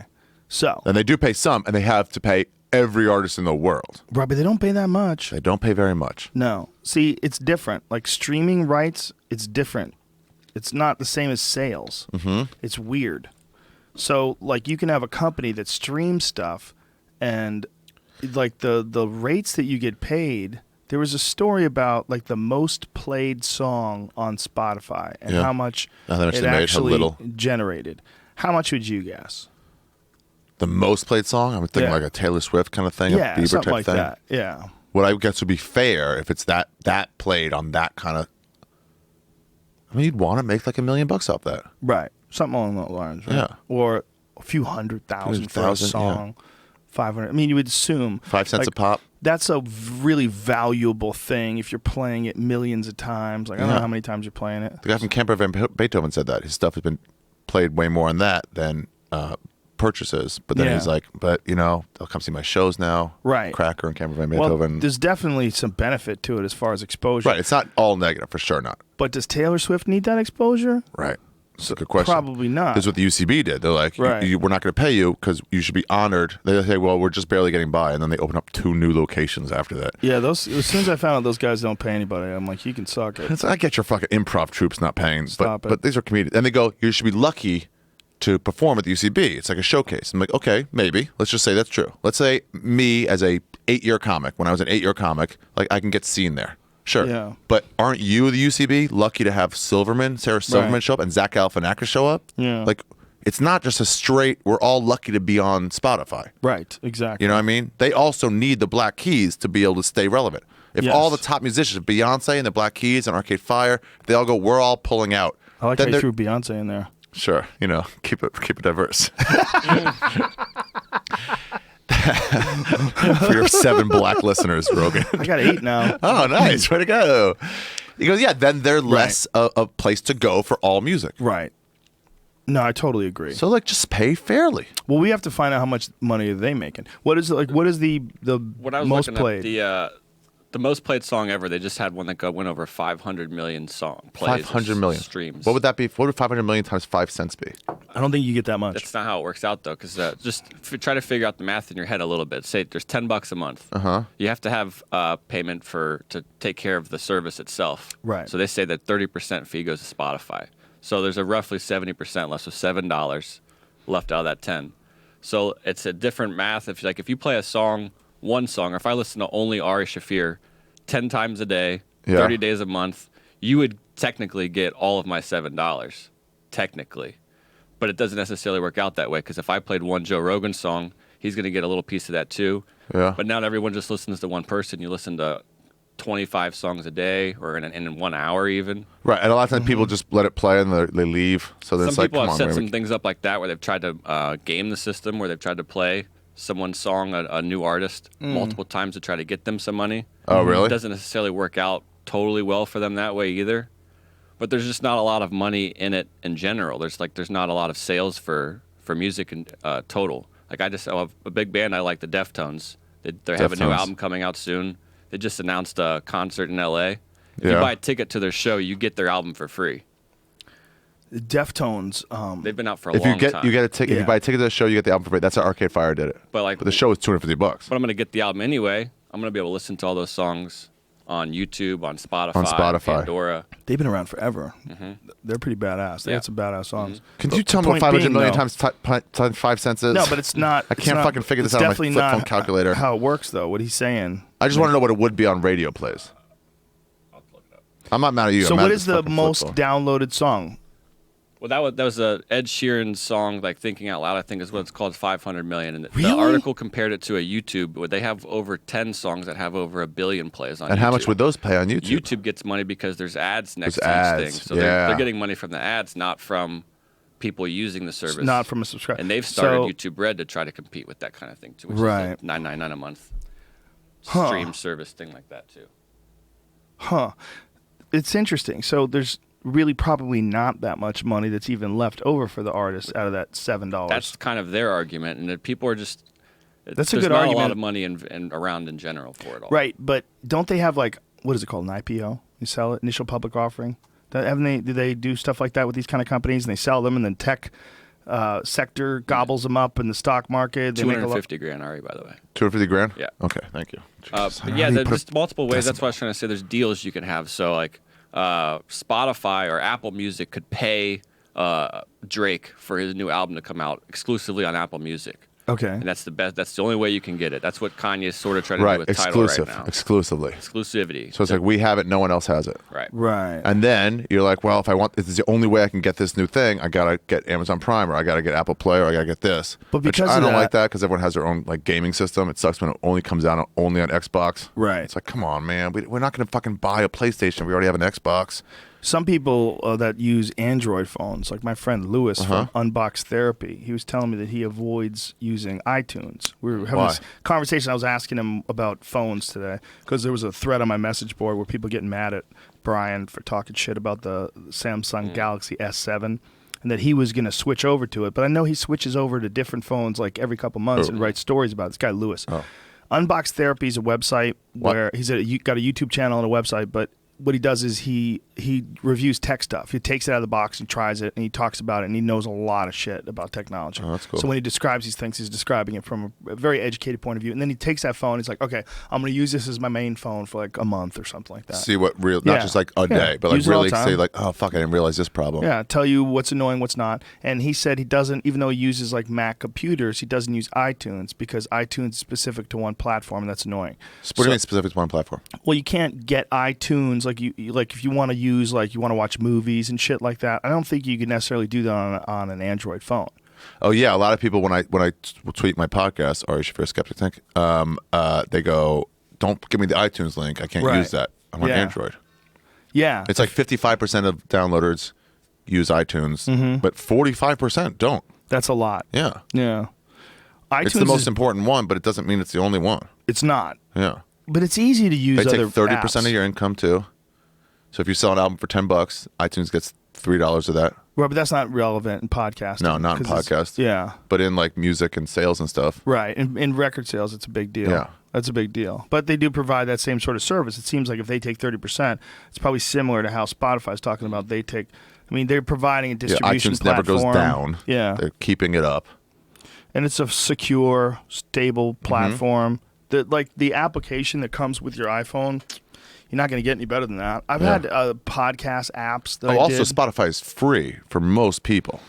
Right. You just have to listen to an ad, so then they get ad revenue. Okay. Sorry, go ahead. Sorry. They had ad revenue, and then you could also subscribe if you like. Yeah, they get rid of the ads. And they get rid of the ads. And that we can still make money off you. We don't have to get the ads every 10 minutes. So Apple does that now too. They have a streaming music site service. So what Lewis was saying is he uses Amazon Prime and Google Play because they're not platform specific. Yeah, Yusuf tweeted a link to a new song, Grimes or something. And he was like, but he put the Apple Play one, and you click on it, and you're like, but now I have to pay for Apple Play to play it. And it's like, that's fucking sign annoying. up for a thing. Yeah.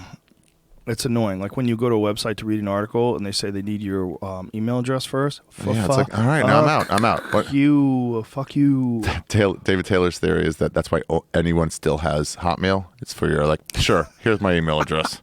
Go ahead, use that one. Yeah. It's just a spam filter. Yeah.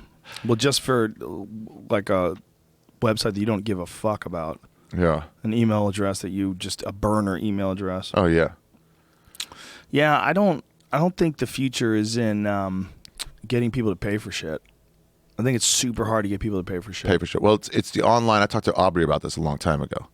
And if you're a store, you know, and you're buying 2 shirts, right? You know, and then you're in line right there, like you were at Starbucks yesterday, and you see the pad chargers. Like, how much is it? Like $10. Like, oh, maybe I'll get one. Right. You already got your wallet open, and that was actually more than we were spending on coffee. Right. But I didn't buy it. You didn't buy it, but it wouldn't be the biggest deal if you did. Maybe it's a bad example. Right. But if they're like, hey, would you also like this, some socks? Yeah, sure, I'll get some socks too. But to open up your e-wallet is like a way bigger deal. Even a 99-cent app, a lot of people go like, well, let me read the reviews. You know, let me look if this is a good app. You know what I'm talking about. Yeah, it's strange. And it's like, it's strange though. Yeah, for $1 is you're way less likely to spend it online than $10 in a store. It's just hard to get people to actually open up that e-wallet. And same thing with email addresses, where it's like, oh, I don't want to sign up for this stuff, man. Well, a lot of times you don't have an e-wallet either. A lot of times you're just entering in all the individual credit card information every time. No, that's what I mean. That's what I mean. Like to open up to pay anything online. But you know, Apple has an e-wallet. Oh, really? They have a wallet feature. Yeah, wallet. You can actually buy things with your phone. Oh, that stuff now. And but they came out with that first. It was Android, right? Android Pay was first. And then Apple Pay was the one that took over. Whatever the fuck Android calls it. What do they call it? I don't know. Whatever. But they've been doing that on some phones for a while. I've seen people buy shit and it's annoying as fuck when you're behind them because it doesn't work. That Disney when band? you're at the it's okay. When you're at the have you ever seen that? When they do that at Starbucks? They try to scan it, it fucking doesn't work. It's so annoying. Yeah, just stop. It's as annoying when you're in the middle of a conversation. Someone's like, "Can I get a picture?" And you're like, "Sure." And then they're like, "Hold on. Let me figure out. Oh, I gotta delete some pictures." Oh, it's the worst. And then a line forms. What were you gonna say, Jamie? That Disney armband. I haven't been to Disney in a long time, but I've heard some things about this recently. There's some sort of like wristband. You can get a wristband for your kids. When you go there, when you use it to pay for everything at Disney. So you don't have to take your wallet out. It's all transactions. It's getting on your rides. It's your fast pass. It's all there. Oh wow! And it's the technology in it. I've heard it's going to bleed into some other places too. Whoa! You just got to set up a perfect experience for you too. Well, that's one of the reasons why I'm resisting this Apple Watch thing that Red Band has. It chimes off every hour. He couldn't figure out how to when people send him text messages, it would chime, and he couldn't figure out how to shut it off. Red Band couldn't figure it out? No. That means it's hard to figure out. It's bad. Yeah. That's not good, right? He was like, how does it shut off? I'm like, I don't want my fucking... Because that's where it's going to go, man. And then that thing is going to be used to buy things. And then someone's going to come stand next to you and steal all your fucking credit card information off your phone. They already know how to do that. There's already a way... Well, it won't work with Ari Shaffir, ladies and gentlemen. You know why? Because Ari Shaffir has a flip phone. I told it to Burr once we were having this conversation. He goes, yeah. Flip it. Then you're going to cancer the dick. I'll tell you that. The new ones don't give you the cancer of the dick. I don't think he's correct. I don't know. I think it's probably exactly the same amount of radiation. What were you showing us? That was the Disney Magic Band is what it's called. Oh, okay. So it's like a Fitbit. Is it that kind of a thing? Yeah, but there's a lot of extra things in it. It's not just Unlock the door of your hotel room. Yep. So it's your key for your car. What if you lose it? Yeah, so that's... Whoa. I'm sure they've thought about that, though. Yeah, it's not like nobody said, well, what if somebody loses it? Right. But they probably don't know what your room is unless you're going to go up and down the fucking hallways. Exactly. Just trying doors. Try every door. Dude, I went in Indianapolis. I went to a it? room. I went in there, tried the key, opened it up, and there's just some guy staring at me from in the bed. They gave you the wrong key? Yeah. Oh, my God. That's just some happened to me Asian before. dude staring. And I'm like, sorry? Oh, my God. Oh, it was weird. Morons. That's happened to me before. Yeah? Yeah. So anyway, they want you to put your podcast on Spotify. Yeah, they have podcasts on there now. And I have resisted. I just don't know if it's... I mean, you're a precedent setter at some point. Well, I don't know if it's necessarily beneficial. I mean, I guess more people would More be able to have access. access to it, but I don't know. Do they edit it? Do they put ads in it? I don't know about that. They are expanding now. There's some shows you can watch on there, and there's some video aspect coming through there. I like the fact that it's available as a regular MP3, and you can do whatever the fuck you want to do with it. You could watch it while it's live on YouTube. You can watch it later, or you can just download it. And if you want to download it through iTunes, go ahead. If you want to download it through Spotify, that seems like a different thing. Because that's like a service. That's like it's a company. It's like then you're selling content. You're like a content provider, right? Ooh, Spotify would become that. And that's what they are. They're content providers, but they don't create. They're not content creators. Right. They probably will eventually. Huh? Like Netflix. Mm-hmm. Right. Maybe. Netflix is like, well, if anyone could just get all the videos, then we have to do something. Netflix is constantly stepped up. Constantly. I mean, from drop shipping. Yeah. CD videos, DVD ROMs, or whatever. To free to streaming. Yeah, and then they go, no, we're done with that. Blockbuster, we put you out of business, and this isn't where people are downloading stuff too much. So we'll still do that a little bit, but let's just get pretty much entertainment, every documentary, every old sitcom. Let's just get it all on our thing, so you can come to us. Yeah. And then other people start going, well, why can't we just do that? Apple TV made the Apple TV. Apple made the Apple TV, and then FX and people are like, let's pull this stuff back. Let's make it on our own app. You can come to our app to watch it. Yeah. So Netflix sees that, and like, we need a reason for you to come to us. Let's make House of Cards. Yeah. Let's make these interesting, cool shows with no like TV standards they have to abide by. Like F is for family. Yeah. When you see a hard curse, a hard fuck you by a cartoon, you're like, what? Yeah. It's like, oh my God. Not only that, they can do whatever nudity they want. Whatever they want. Any content they want. Whatever they want to talk about. It's up to them with the rating system they want to put on it. If they want to tell you, like, hey, be careful of this, or if they don't want to tell you, it's up fuck to you. yourself. Figure it out, kid. They don't have to Megyn Kelly you. Tell you that Santa Claus is real, kids, and he's white. This is 2000 and whatever the fuck it was when this happened. 15? Was that a 15 story, I think? Yeah. Stop. We can't do this anymore. By the way, I'll be in Tempe, Arizona this Thursday, Friday, Saturday. Smooth operator. I like how you smoothly worked it Get in. it somewhere. Tempe, Arizona, the home of my first Netflix special. The Improv. I recorded that there in 2005. Really? Yeah, man. The one where I talked about how stupid Bush was. That's People Blythe. keep That's the one playing Blythe that. directed? Yeah, they keep playing that now with this election because I said, that I think what happened, like after he got elected a second time, they were probably sitting in the back of the room going, I think we can go dumber. Oh yeah, I remember that bit. Yeah, I remember that bit. And then boom. Because you do a really good job of, like, I've told you this before, but using your voice, the way you did that in that bit was like, and then 4 years pass, and they all look and they go, we can go dumber. It's like that quiet thing, a pause mixed by quiet instead of just talking. Like inflection, up and down inflection. You're just really good at it. Well, thank you. I just put myself in the position of that actually happening. That's what I try to think. Like, what would it be like if there really was this cabal of evil billionaires that's trying to control the mindset and program the entire country, and they wanted to put a dumb person in office so they could figure out how dumb people were. Like, that was the premise of the joke. Yeah. There's only one way to figure out how stupid people are. You can watch the news, you can see what movies they buy, but the only real way is to put a dumb person in as president and see if everybody freaks out. Yeah.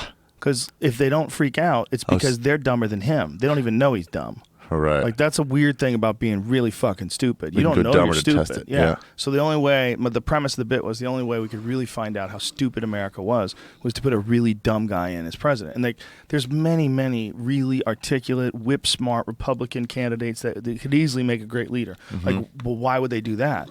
They can't find out how stupid we are if we do that. That would be a backup plan. Let's see if we can get the dummy in first. And then after he won a second term, that's when the bit was like, I think we can go dumber. So now they're using that to illustrate Donald Trump or something. Yeah. Man, they've made too many comparisons to presidential candidates to Hitler. That it's like, guys, it does. You can't keep doing it. You said Bush was Hitler. You know what that's like? Like, enough. It's like the hack comedy premise From Hell. From Hell, yeah. She's like the stripper from hell. Yeah, and at some point, it's like, well, hell doesn't seem that bad, to be honest. You're overusing this. But it was a really easy way to get away with like saying something's bad. Like for a long time, like in the 80s in particular, it was a knockout punch every time. It's going to work every time. Yeah. The something from hell. I can't even believe he's saying hell. People back then. Whoa. Slow down. Boundary pushing. On steroids. On steroids. Yeah, on steroids is another one. On crack. On crack is another one. Yep. They're like, let's say the same thing, but say it slightly different so it seems like we're original. Right. Exactly. Yeah. It's still on in one word.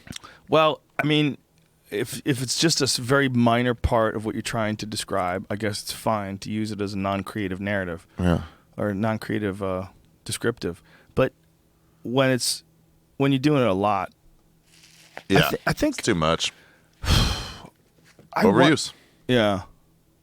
I wonder how much this is going to change everything. What? The way Donald Trump is running for president. Well, here's what I saw from it. So before, I mean, I'm assuming in the Lincoln times, they would just the candidates would just say their opinions, what they thought, and that's what the newspaper would print, and that'd be the end of it. They would go out and talk for hours too. Yeah, sure. Stump and do whatever. No microphones. No microphones. Wow. Oh yeah, no microphones. Just get up there and talk. Hopefully the acoustics aren't terrible, but mostly it's probably outside. People farting. Yeah, take a train to the next state to try to convince them. By the time your speech is done, half the people are dead. That's how from malaria. They just died back then. And then it became a thing where, like, Bill Clinton went on Arsenio Hall and he played trumpet, saxophone. That's what it was. And his ratings went up like 10 points overnight. And we're like, wait a minute, this has nothing to do with the issues. And so there was this mixture of showmanship and issues. And I think Trump's his thesis is, guys, I don't think your platform matters as much as the showmanship. I think it's only showmanship. Well, also, it's who else is running. Sure. And what do they have to offer? Have you seen those videos Ted Cruz made? Yes. The commercials? Yeah. Well, they show the outtakes. All the people hugging and stuff. And the best is the wife, his mom going like, she prays for me. And she's like, mm-hmm. He goes, sometimes, hours a day. And she's like, oh. Well, I don't like the look of like, I don't know about that. Sometimes hours, and she goes, "Where are you going with this?" A day. She goes, "No." Cut, mom, stick to the script, okay? You're super pious, and I'm not gay. All right, and go. The whole thing is so crazy. This I think Bernie's the only one talking about shit that actually American people day to day have to deal with. He's definitely talking more about social issues. Yeah.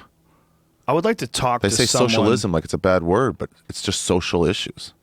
Well, yeah, but socialism isn't just social issues. Socialism implies some sort of a community pot of money that we're going to distribute to people. We do that. Redistribution We do that of now, wealth. and we use 80% of it for defense. Yeah. Oh, well, which is just offense. Well, that's the problem that people find with this. The big problem that I've heard from people that actually understand it, not folks like you and me, but people that actually understand it, they're like, the problem is it just makes government bigger. Because what he's doing is proposing that we get more taxes from people, and somehow or another that's going to create more programs, and that those more programs are going to trickle down to the people. It's like, but the problem is, here's what I don't know. But you take more taxes from people, you're just giving it to the government, and then they have to be competent all of a sudden. They've never been competent before. Right. Like there's like somebody on my message board brought this up, like the Department of Fish and Game, that I always praise them for the conservation efforts that they've done. They've got all wildlife biologists running it. Right. Like these are like actual scientists. Not bureaucracy. Yeah, they hired some really smart people who care about the environment to run these fish and wildlife departments. But when people say like that would never work, and goes, okay, fine, maybe. Like how's this going to work? But here's the reality. What we have now is not working. Yeah. People are getting poorer and poorer. See, wildlife biologists are very different than economists. Yeah. So when you get a wildlife biologist that's trying to manage the buffalo population, and they try to figure out, hey, you know, we've got wolves in Yellowstone that are killing the buffalo. We've got to figure out how to do it. And they try to find workarounds. They do all sorts of different things to try to maintain healthy populations. There's no profit in that. There's no profit. Yeah. See, now the problem with anything economic is there's all sorts of motivating factors that lead up to rules that get passed that allow these people that become president or become, you know, whatever the fuck they're doing, where they're making deals with people like the bankers that are paying Hillary Clinton $250,000. They get them into these positions, and then they can profit insanely. They get these positions on these guys go from This guy worked. There's a great documentary money. called Inside Job. Yeah. And it's all about the Wall Street collapse. And this guy who's like this very educated financial guy is interviewing these people and picking them apart as he's interviewing them. And you see they start to panic and they start to freak out. And some of them going, you know, I'm going to, one more question, then I'm going to leave. In the beginning of the interview, they're all smiles and happy. And these are economists. And he finds out that these guys who are economy professors went on to get jobs with these banks. So they set these rules like, well, we've just checked with the, you know, blah, blah, blah university economics department, and they recommend this, that, and that. And they're doing that so they can get these payments. And so they move into cushy jobs where they get paid millions of dollars once they leave these government positions or these teaching positions. Wow. Very, very fascinating stuff because it shows there's motivation. And as soon as there's motivation for profit, everything gets squirrely. Yeah. So Clinton can say all day. Hey, we'd love you to prove this, and here's some cash. I'm like, well, I'll try to. Clinton can say all day that they don't influence her. Well, they don't take That's ridiculous. $250,000 That's not human talk. nature. Yeah, you can't take that much money to talk. Yeah. I don't know. I do know it's like neither one of us really understand it, but I don't see Bernie as a guy's like, let's just get more money. I'm sure it'll work out. Well, that's not a bad impression. It's not bad. It's not bad. I wasn't trying to. That's not bad. I would like Mrs. Clinton to tell us where are those transcripts. But I think they have that thought out. Well, it's tricky, man. Yeah. When you have a lot of money like that, yeah. hundreds of thousands of dollars that someone's paying you, so you talk for an hour. That is absurd. Yeah, that's absurd. It doesn't make any sense. And they have transcripts of it. I guess. And they won't show them. She won't release them. The whole thing is very bizarre. She hides shit, right? That's her normal thing. She hides like emails. She uses like, oh, I didn't know I wasn't allowed to use regular emails for this stuff. And you guys aren't allowed to FOI that? Well, here's one of the things that Mike Baker was talking to me about. And he's a former CIA operative. He's been on the show before. He runs a security company now. And he said, if that was me, what she did, he goes, I would be in jail. If I did what she did. Using private emails? Using a private email address and sending top secret information through that email address, he goes, I'd be in jail. He's like, she had an email server in her bathroom. Not only that, but the guy who set up that email server just got immunity from federal prosecution. Wow. So she's already in this protected group of people that were like, we can pretty much do whatever we want. It's Squirrelsville, man. Squirrely. The whole thing's squirrely. Like they're not even she's in the middle running for president. She's at the lead of the Democratic nomination, and she's involved in 2 criminal investigations. Jesus Christ. Yeah. And they're just like, let's just not talk about that. Well, it's like this is all they have. And when this is all they have, I mean, there's no one else. Who the fuck else is there? There's Bernie Sanders and Hillary Clinton, period. That's it. Yeah. That's it on the Democratic side. We haven't heard a peep of anybody else since. Right. Who else? Everybody's gone. They're all gone. No, it's just the last 2, yeah. That's just them.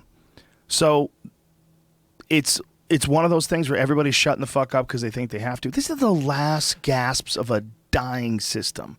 This is the last gasps of a ridiculous dying system that is set up because the system is fighting back. The system is fighting back to survive. But the system was set up back when people wrote with feathers. Well, when we had Congress, because I couldn't afford to travel from Nashville all the way up to Washington to hear my stuff. So we have our Congress goes for us. They speak for us. So we have to. But now we have email and phones, and we don't need you to go there for us. Why do you have a job? It needs to be restructured. Restructured. New constitution. Yeah. Well, it needs to be restructured to represent the technology and the access to people that's available today. Because government should be, people should have to have some level of education to understand the parameters of what they're talking about, what they're voting on. Yeah, we don't even understand. We're not even getting the information. Dude, there's so much waste. Our government has got a virus, and it's not being cured. I talked to these guys who were defense contractors, worked for defense contractors in like Iraq and Afghanistan, and one of them had been in the military before. They both been in the military. When they need a new printer cartridge, they don't order printer cartridges. They order a new printer, take out the printer cartridge, and shred the new printer. What? Yeah. And there's no repercussions for that because no one has to be like. Why do they do that? It's easier to order it that way. What? There's no reason for it, man. It's all fucking wasteful. Do these guys high as fuck when they were telling you this? No, they weren't. Like, dude, he's going to go on a podcast. He's going to talk about this. I'm too high to remember the specific details, but that's one of them. And it's like, dude, it's just this bureaucracy. It's just corrupted. And the government's in it now. It's like, I don't know, Obama, he just won't talk about, he's done some great shit, but he just won't talk about the drone strikes, about wedding parties in Yemen, where we're not even at war with, just killing random people. And our official quote is like, oh, let's just not talk about it. But gay marriage is legalized. And that's, yeah, man, that's great. You can't just murder people. More people have died under drone strikes under him than Bush. Yeah. Way more. Well, there's more drones now. They're way better, too. They're still killing innocents, and we're just not talking about it. Yeah. I mean, they can arrest people now and never try them. Well, they've also... The NSA has more power than they've ever had because Feinstein didn't just restructured it. They also used to shoot at metadata. I don't know if they still do that, but they used to shoot like where a phone is. Oh, really? So if you're a real bad guy and you're hanging out in an apartment building and your phone happens to be there, that's what they're shooting at. Oh. They're shooting missiles at that phone, hoping somebody else has the you. phone, then it's like, well, so it's acceptable Did you let the casualties. kid play with the phone in the bedroom? Oh, we took that bedroom out. Now, if that was Americans, we wouldn't do that because we value American lives or innocent lives over innocent Yemeni lives. It's just way more convenient when they don't look like us, they don't talk like us, and they dress weird. Mm-hmm. It's way more convenient to light them up with rockets. This is why the British were smart when they colonized Africa. They put East Indian people, Indians from India, they put them in charge. Ooh. So the Africans hated the oppressors, hated people who dominated them, conquered them. No one likes people. No one likes being conquered. It's just not a thing people enjoy. I know a couple girls are into that. Yeah, and so they're like their face of who they hated were these Indians who also had been conquered and moved over there. Right. So there's really no terrorism on British soil from the African militants because they don't hate that white face. Well, if we went to war with, say, Russia today, they look just like us. Just like us. Be harder. Yeah. Luckily, they wear coats. Maybe we'd find out that the government's photoshopping their faces and stretching them out and to make them look weird. Make them look more like. Look at those oval heads. Yeah. What is that? Ruslan Provodnikov is one of the top boxers, and I think he's 154, 147, 147. But 47. Come on, man. Provodnikov he's an animal. He's an animal. Oh yeah, they call him the Siberian something or Siberian Express. He's got oval head. Yeah, his am I saying his first name wrong? Yeah. He takes unbelievable amounts of punishment. This is what he looks like. But look at him. See? He looks just foreign enough. You know what that is? Yeah. He's got some Asian in him. Well, he's that part of Russia. I think he's got Mongolian in him. Mongol, yeah. That's probably why he's such a fucking warrior. He's probably descendant of Genghis Khan or some shit. Yeah, he didn't look Russian. Well, the Mongols conquered Russia for like 200 years. Really? Yeah. The Mongols came in the winter in Russia and unexpectedly and fucking took over. He looks like Toby, the front bartender. A little bit. Yeah. That's funny. That's funny. That guy's an animal, man. He's a fucking animal. Woo! Yeah, he's fun to watch. He's super aggressive. So let's talk about this rematch. Which one? Nate Diaz and Conor McGregor? What are they fighting at, 55? I do not know. I don't think that's been solidified. I believe that Conor has asked for it to take place at 70, which is where he was. So he can say, like, I can do this? Exactly the same weight, and then it won't be a factor, But also, I think he was really healthy at 170, and I think he liked that. Conor. Like, I think he felt great leading up to the camp and leading up to the fight. He just had a bad game plan, and his ground game kind of got exposed. 2 weight classes above where he won a title? It's not 2 weight classes. It's not true. First of all, they both weighed in almost exactly the same weight. No, 2 weight classes above where he won his title. Yes, but not really. All it is they're not cutting weight. It's 2, but he's not fighting. One is not cutting weight. Right, but he's not fighting like Damian Maia, who used to fight at 205 or 185, and he's cutting down. I mean, at least it's not title shots. 170. At least it's not title shots where it's like you don't deserve a title shot on 2 weight classes above you. It's just a Nate Diaz fight. Well, this isn't a title shot. I'm saying at least it's not. Well, you know the whole story behind it. There was a fallout. Rafael dos Anjos, who's the lightweight champion, was supposed to be fighting Conor McGregor. He breaks his foot 11 days before the fight. Nate Diaz takes the fight on a drop of a hat with no training whatsoever. Yeah. I mean, fucking none. He hadn't done anything. He was at the store. Yeah, he was hanging Out. And Nate, posted pictures afterwards of him drinking tequila and hanging out in Mexico, eating tacos and shit. So he was just having a 2 party. 9, bitch. He's just living his life, right? Yeah. But he's in such good shape that he can get away with that because he does so much triathlon training. He's constantly biking and swimming and running. He's entered into a bunch of triathlons. He's in very good shape. And so he was able to pull it off because his cardio base was so good. And he's a fucking damn good fighter.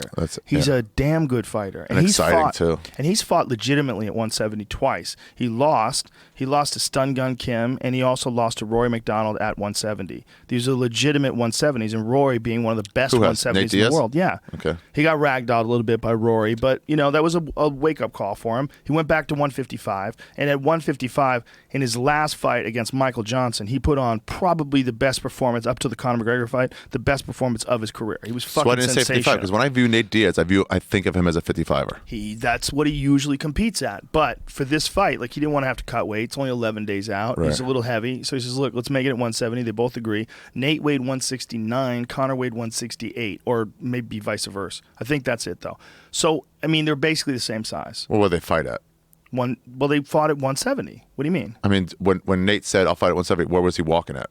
Probably a little heavier than that. He probably dieted and worked out real hard for 7 or 8 days of the 11. And tapered off Conor the cut? last couple. No, Conor didn't have to cut anything. Okay. If he cut anything, it'd probably a couple pounds. So which is nothing. 10 pounds difference, let's say. Not a big deal. That happens at There's 170. but there's not even 10 pounds difference. They're the same weight. When they got into the octagon, I guarantee you they're within a pound or two of each other. In the octagon? Yes. Oh, okay. But okay. Nate is longer and taller, and he's a very good boxer. Nate spars on a regular basis with Andre Ward, who is one of the best pound-for-pound, if not the best pound-for-pound boxer in the world now that Floyd Mayweather's quote-unquote retired. Yeah. Andre Ward is a motherfucker. And he just fought this Saturday night on HBO, and I just watched it the other day on DVR. It's fucking amazing. He's so good, dude.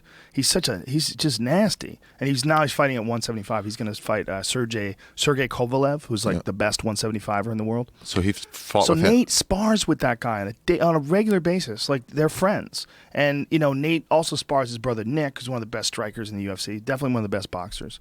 He's a very good boxer.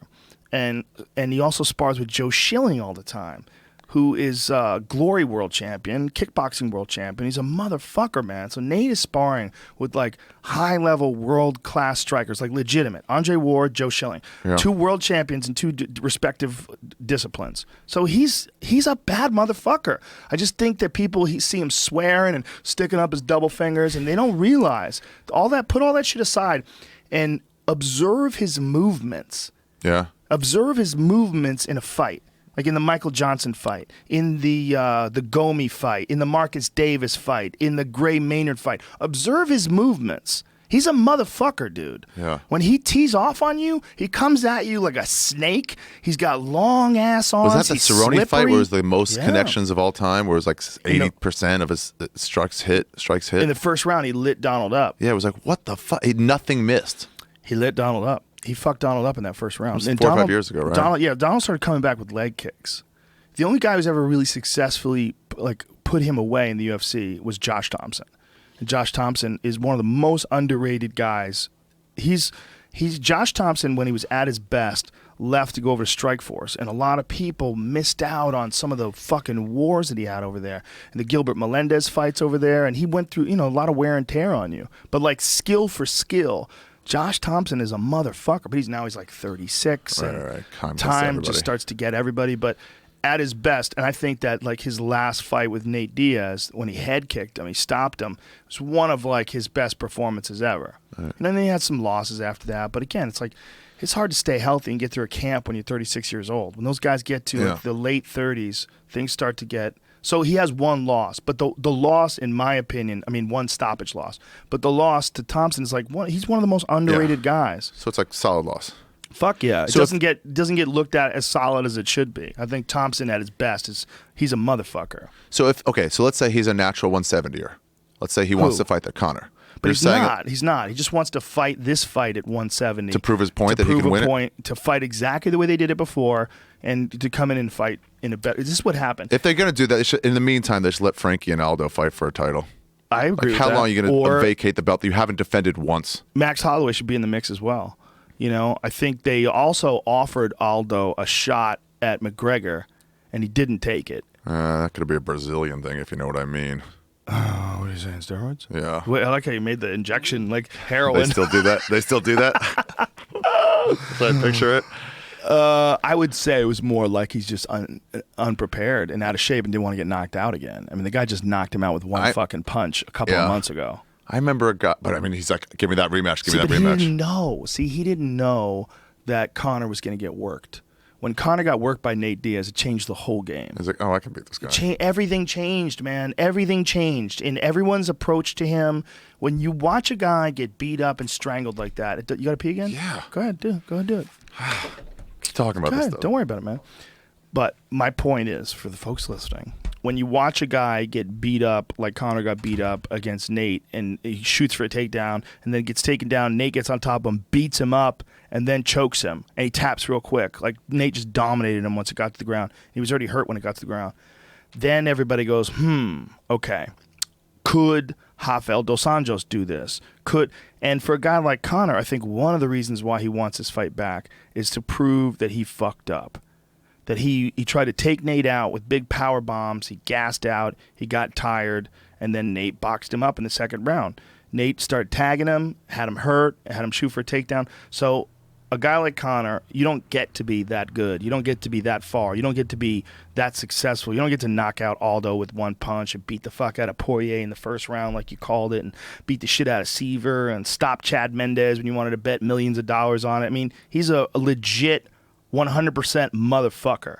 But the game does not care about personalities. The game does not care about confidence. Sure doesn't, huh? The interaction of fists and face and chokes and necks and kicks and bodies, it does not care about anything other than what works. So like when you see a loss, like a Ronda Rousey getting knocked the fuck out by Holly Holm, it does not mean that Ronda Rousey sucks. It does not mean that Holly Holm is the greatest ever. It just means the game doesn't give a fuck who you are. It doesn't care. You want to charge face first at a counter striker, and she clips you with that first punch, you're already at check. You're already at check. You got rocked like the first punch. And then you're getting beat up for 4.5 minutes after that. Right. And then the second round comes around. You don't even know where the fuck you are. Your ears are going, beep! And so then if you You can't see. Your fucking eyes are blurry. That must be so weird. Terrifying. That's what I love about UFC as opposed to boxing. Nobody goes 29-0. No. I mean, if you go 6 in a row, that's like, wow. Well, that's why John Jones is so spooky. Yeah. Nobody's beaten John Jones. John Jones has one loss, and it's a disqualification against Matt Hamill, where he was crushing him. Yeah. On top of him. And it's a dumb rule. It's like 12-6 elbows on the clock face. If you drop an elbow down from 12-6, the people that made the rules thought that somehow or another was dangerous. It's no different than any other kind of elbow. Is it still a rule? Yeah, it's a stupid rule. It's a rule that they put in place because the people that were on the commission, this is coming from Big John McCarthy himself, the people that were on the commission at the time, they thought that if you dropped a 12-6 elbow like those ESPN karate shows, you could break bricks and shit, you could kill somebody. Oh. So they made it illegal. Meanwhile, it's not even 12-6, it's like 1-7. It's stupid. It's stupid. I mean, it really come back and fight again. It's really almost never 12-6. It's always at a slight angle. But either way, it's fucking dumb. It's a dumb rule. It doesn't make any sense. Yeah. By the way, we have Nate Diaz calling into our sports podcast, Punch Drunk Sports. Oh, do you really? Well, fake Nate Diaz. Oh. Nate Diaz. Fake. They always call in. I'm glad you had a fake one. How good are they? The fake ones? Yeah. Amazing. Really? First of all, the accents are great, and they talk about the 209 so much. They're always talking about they're going pontoon boat shopping. Man, you come out. You got to hear them, man. They're great. It's Danish and O'Neill, and they're so fucking good at it. For a while, they were dating Ronda Rousey, and GSP was all upset about it because he wanted to date Ronda Rousey, and they catfished him and buried him in a refrigerator box in the desert. He got out, and now GSP is addicted to kitty litter, the kitty litter and computer spray. He's got all his addictions. Talking to the aliens all the time. They told me I missed 2 minutes of my life. Oh, that's hilarious. Is that on YouTube anywhere? No, not YouTube, but punchdrunksports.com. I think to get clips. the Daily Motion ones. I think they're all up in Daily Motion. And that stuff. Yeah, we gotta clip that shit and put it on YouTube. Yeah, why don't you have clips? I You just don't. yeah. I mean, I can't give you a good reason. This is the reason why I think the rematch is huge. Okay. This is why you have to do it. Okay. First of all, because Conor McGregor, up until that fight, is one of the most spectacular fighters ever in the history of the sport. And people were talking about him. Yeah, just it's the spectacle. In that sense of spectacular, the guy gets on stage and screams at the weigh-ins, and the crowd goes nuts, and the Irish flags are everywhere. Galvanized the nation, and I don't even know what galvanized means. It means like a coating, like great. when you get nails so they don't rust. Oh, okay. He's spectacular, right? And his results inside the octagon, other than Nate Diaz fights, have been incredibly dramatic. Calling and exactly. Mid-second round, I'll get him with an uppercut and knock him out. And then it's like, what? But when a guy like Nate Diaz beats you, and beats you the way he beat you, the right thing to do is to have a rematch. And this is why. Because the rematch is where the big money's at. The rematch with Nate Diaz is goddamn Scrooge McDuck, giganti, huge, 2 million plus pay-per-view buys. Because it's still on the table of, like, if it goes, let's just say he goes to 45, then maybe 55 again. There's always going to be like, well, I mean, Nate Diaz will beat you, you know? Exactly. Not only that, but here's the other problem. What? Frankie might beat him. Sure. Everyone might beat him. Max Holloway might beat him in a rematch. Who knows? Yeah. Jose Aldo might beat him now. Now that especially Jose Aldo could. Yeah. If Jose Aldo, temptations. Yeah, it just comes in real healthy. You know what I'm saying? If Jose Aldo is a fucking 9-year undefeated all-time great fighter who got clipped with one big punch. So what if Aldo fights like in a similar way to how Miesha Tate fought Holly Holm? Takes his time, wears that motherfucker out in round 2 or 3, and just stays on the outside and leg kicks the shit out of him. Yeah. If Aldo just chooses to, Aldo was so mad he tried to take his head off with a left hook, and he got clipped. He loaded up and he got clipped. But what if he doesn't do that? What if he goes in there and plays slow on the outside and starts kicking his legs? What if he initiates a clinch? Because let me tell you something about Aldo's jiu-jitsu. It's fucking world class. Yeah. Like you watch Aldo versus Mike Brown in the UFC or the WEC rather when he won the featherweight title. Can't get anything right. When he won the featherweight title, dude, he takes his back like a fucking world champion and smashes him. I mean, this is what Anderson did when he was at his best, was he would get boos in the first and second round, and he's just almost like in his head, like, guys, would you fucking relax? I'm about to knock this guy out. Different style, though. Yeah, but I mean, it was like, I'm not going to push. I will wait, and I will get you when it's time, and I'll continue to win. Well, Anderson has a very unique style. His style is he's got a lot of Muay Thai, but he also has a lot of traditional martial arts as well.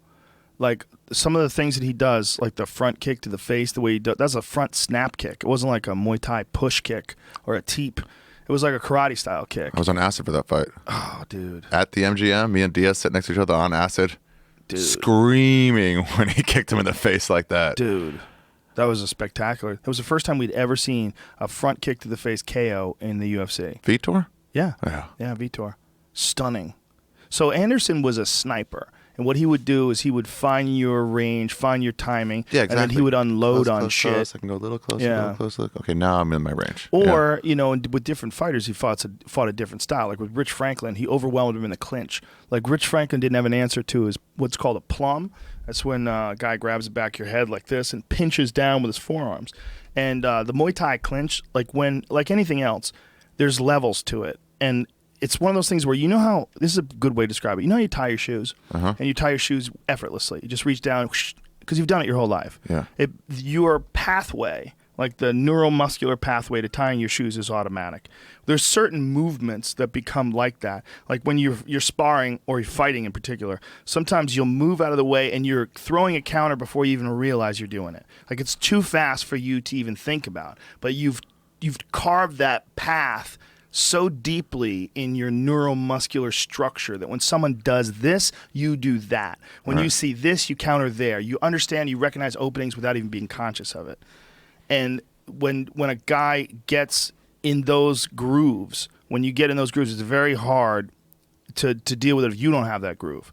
Right. And Anderson had that groove when it came to that Muay Thai clinch. You could see it, the way it was holding on to him. And pushing at you. Yeah. When Dude, I went to those Muay Thai like fights. Sanchai or, Yeah. But those Thai kickboxing fights. Yeah. And it's one of the things out there, punching and kicking, but they do that throw. Oh, yeah. And it almost doesn't seem like it does that much damage. Oh, it does. It's, does? Well, it's humiliating. It's And humiliating. Also, It seems more like you that. get the wind knocked out of you. You know, if a guy kicks your legs out from under you and slams you on your back, you're getting the wind knocked out of you. You can get you're injured. You could get your shoulders injured. You can get your ribs injured. Your neck can get injured. You fall the wrong way, or you get knocked on the way down. And in some organizations, you can kick them in the face on the way down too.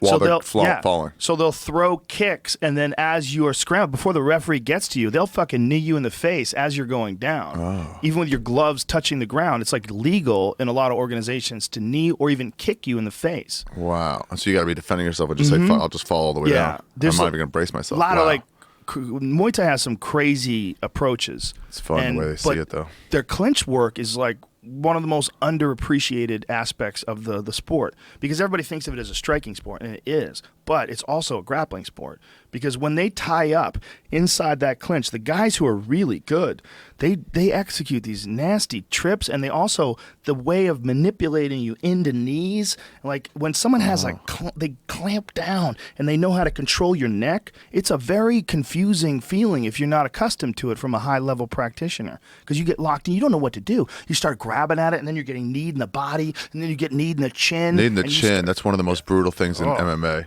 And whenever the whole crowd gets behind it too, and they start going, knees, knees, as soon as that clinch comes in, because they all want to see it. Well, Anderson kneed him in the face. He's destroyed Rich Franklin's nose. Rich Franklin had to get his nose completely reconstructed. I mean, it was devastated after that fight. Oh, man. Those were pull up Rich Franklin, Anderson Silva versus Rich Franklin 1. See if you could find that anywhere. The KO. Anderson Silva KOs Rich Franklin in the first fight. Because it was a master class. No, I don't think so. No? I don't think so. I was at his very first fight in the UFC. You might have been. Yeah, pull it back, though. So it was definitely at the rematch. Pull it back so you can see the actual the knees to the face. Before he's get him in the clinch, and there's like, oh, you look scared. Yeah, well, he starts doing this. He starts moving him around and manipulating. See, so Rich is trying to punch him, but look how he manipulates him with these fucking knees. And the clinch he never lets that clinch go. Boom, look at this. He's just holding on to the back of his neck. See how he's doing that with his left hand? Pulling him in. And he's kneeing his body, and then he grabs a hold of it with two hands. Look at this. Boom. Look at that. Boom to the body. So he can toss him around. Boom to the body. And he's sliding around. And when Rich goes to punch, he's outmaneuvering him. He's getting his shoulders in play. So his shoulders are blocking these wide looping punches. And then he's just leaning his hips back and forcing him to absorb these knees to the body. And each one of them is weakening him more and more and more. And boom, look at these. Boom again. And then bam, there's to the chin. Boom, boom, boom. And there's a combination. He grabs him again. Boom to the chin, boom to the legs, boom to the body. And the way he's moving him and manipulating him, man, this is some high-level shit.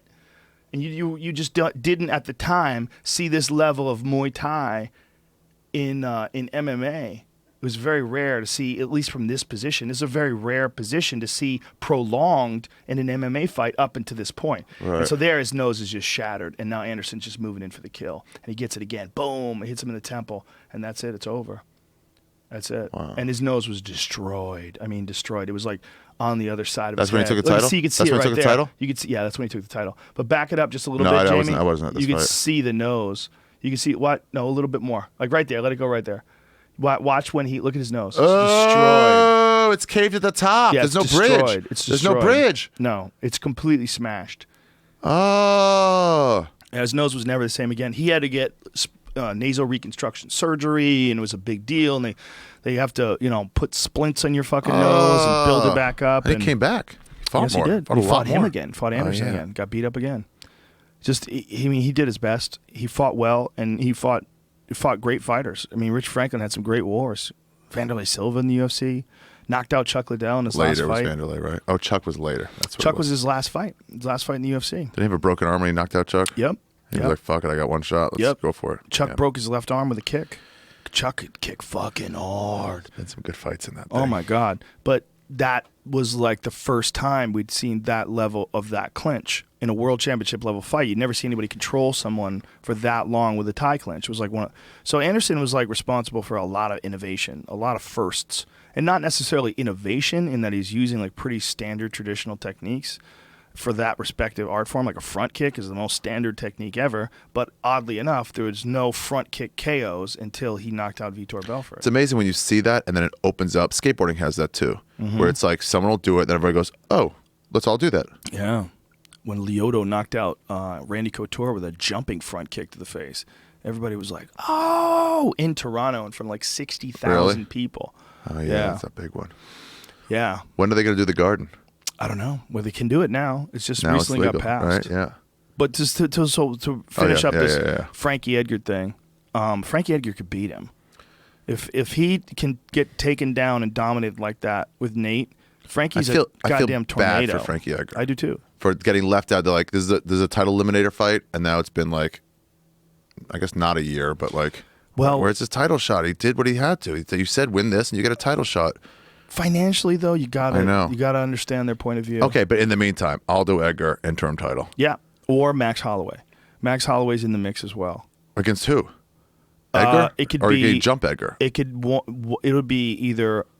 Well, you know what? I say you got to give Aldo a rematch. You got to give Aldo a rematch. 9 straight years, no losses. You got to let him fight again. Right, of course. It's not. But that's not a rematch. Not a rematch. I'm saying like title. So it's either against Conor or whoever. Okay, yeah, I but agree like with he's that. the number 1 contender. That's a good call. Or you could set up a fight where Frankie fights Max Holloway. Another eliminator. Yeah, the problem with that fight is then you get rid of like one of the best contenders. Yeah. If it actually comes to pass. I feel like he's already done that title eliminator thing. He won it. He did what he's asked to. Then have Max Holloway fight the winner of Aldo Frankie. The real problem is a financial problem because the money with Nate Diaz is going to be so goddamn gigantic. Yeah, but in the meantime, also have that fight. Right, but the problem is one of those guys could either get lost and get beat up. You have 3 pieces in play at 145. I agree with you. Yeah, but I'm saying like the smart move really is you tell Conor he has to pick a weight class, and if you want to fight at 170, you got to give up your 145-pound title, and they fight for the real title, not for the interim title. That's the real thing. Like, just give up your title. Just give it up. John Jones had to give up his title because of legal problems, right? Yeah. So give What's up your his name title. had to give it up because, or Aldo had to give it up because he couldn't fight for a while. What? Well, no, he never did. He didn't give up his title. You're right. They interimed him. Interim. But fuck the interim. Just give up your title.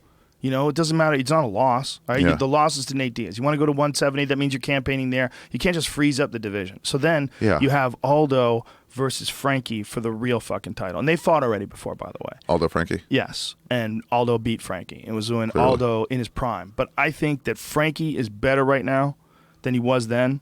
And I think that he's got Frankie some spectacular... only wins fights he's not supposed to win. That's all he keeps doing and doing and doing. Just keeps winning fights he's not supposed to win. Well, he wins fights he's supposed to win, too. Yeah. Like Uriah Faber fight. I mean, Frankie's saying still... from the start, he makes his name on these fucking BJ fights, on all these fights. They're just like, nah, I didn't have a chance. And then he just keeps doing it. Mm-hmm. The Cub-Swanson fight was an overwhelming fight. And then the Chad Mendez knockout. He knocked out Chad Mendez with 1 punch. He's at the top of the heap, in my opinion. Yeah. So I think that a rematch is not a bad idea between Frankie and Aldo for the title. And you have that on an undercard of UFC 200 or UFC whatever the fuck you're going to have. And if Conor wants Diaz. someday to come back to 45, then it's like, sure, man, we'll give you a title fight right away. It's not like Conor's not going to know that he already beat Aldo and knocked him out with 1 punch. Yeah. He could talk all kinds of mad shit for the rematch. They could do it, run it all back again if Aldo can get past Frankie. Yeah. So there's a lot of fun stuff that can happen. But the Nate Diaz fight has to take place because here my point was, this is my final point, is that if he beats Nate Diaz, he silences everybody. If he goes out there and he fights smart and he snipes him and he stays the fuck away from the boxing, he uses a lot of leg kicks the way Dos Anjos did, takes the front, because Nate stands real heavy on the front leg. His front leg will be his right leg. Yeah. And Conor is a southpaw. So Conor will be throwing a hard left leg kick from the back leg. It's a good setup for him in that regard. And then also, Conor knows now he can't knock Nate out with 1 punch. So he won't be go. So he's not going to load up and try to uncork. He's going to try to fight smart. Right. So in fighting smart, then he'll be able to incorporate leg kicks, and he'll be able to incorporate. He'll also understand he's got to fucking stay off the ground. You're not going to do well on the ground with Nate Diaz. He's at a very, very high level on the ground. So unless Conor gets way better with his jiu-jitsu by the time that fight takes place, just keep the fight standing up, use a lot of leg kicks, and he beats him. And if he beats Nate Diaz, 2 options: beats him or loses. Yeah. So if he loses, he was going to lose to. He might have lost to Frankie. I'm going to say he's gonna, but he could have lost to Aldo in a rematch. Anything could have happened. If he loses, he's got to get away from Then 170. that Nate Diaz money's gone. Right. See, the Nate Diaz money's the big money. He's the most famous guy along with Conor right now. If he wins, they're doing a third fight. 100%. Third fight, yeah. And they're all, Rubber and then match. they give up that fucking title at 145 Yeah. and get fucking rich. I mean, at some level, if you're a martial artist and emphasize the artist, it's Right. like keep your fucking titles. The way Cerrone seems to think about it. It's Well, like I'm just here to fight, man. You put Well, whatever belt you want on me. You certainly want that title. Cerrone Yeah, certainly wanted but that it's title, like- but yeah, I feel what you're saying. Yeah, I think it's about money weights.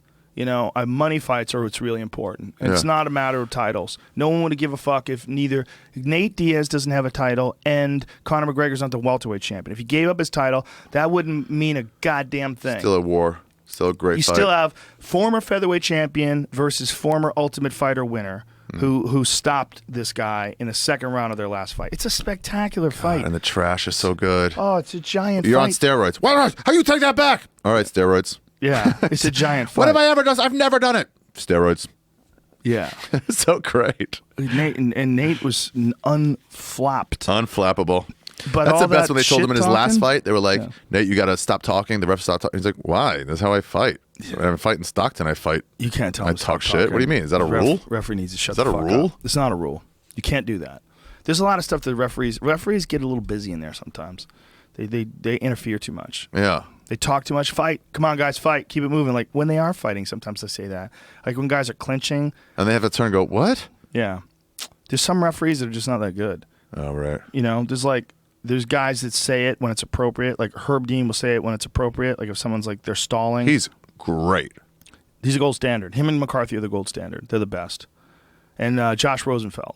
Have you tell you this? I saw once at the Pearl, I saw Herb Dean call a fight, and people were booing, early stoppage. And I saw him walk out of the octagon. I saw him walk out of the octagon and look at the replay and watch it. I saw him watch it, and then he sees the replay and goes, yeah. Like No, he he was knows like, his no, I shit. did the right thing. Yeah, he and I had a conversation after the Tim Sylvia fight.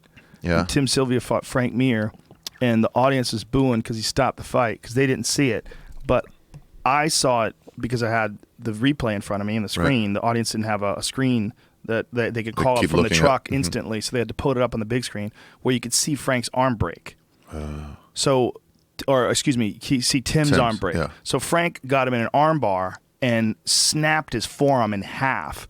And Herb was right there and called it. And the referee, the audience was screaming, boo, boo, boo. But when I got in there, I go, what's going on? I go, it looks like it was broken. He goes, oh, yeah, I heard it. It snapped. And so then we played it back to the audience. And I said, well, watch this. What's that? What's that? I go, that's a broken arm.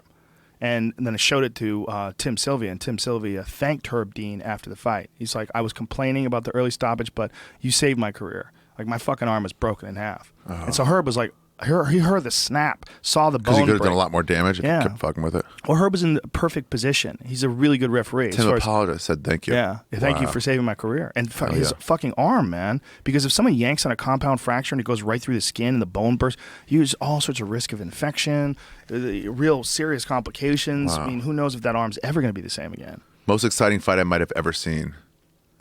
Tim Sylvia, Randy Couture in Columbus. That was a great fight. First fight they ever had in Columbus. Randy Place was knocked him packed. down the first round. And then everyone was like, what? Yeah. No, he can't take the title. Yeah. I was, all right, one round. That's good. And then when in the second round, it was like, dude, if he wins one more round, he'll win the decision. Randy big brothered him. Beat him 5-0.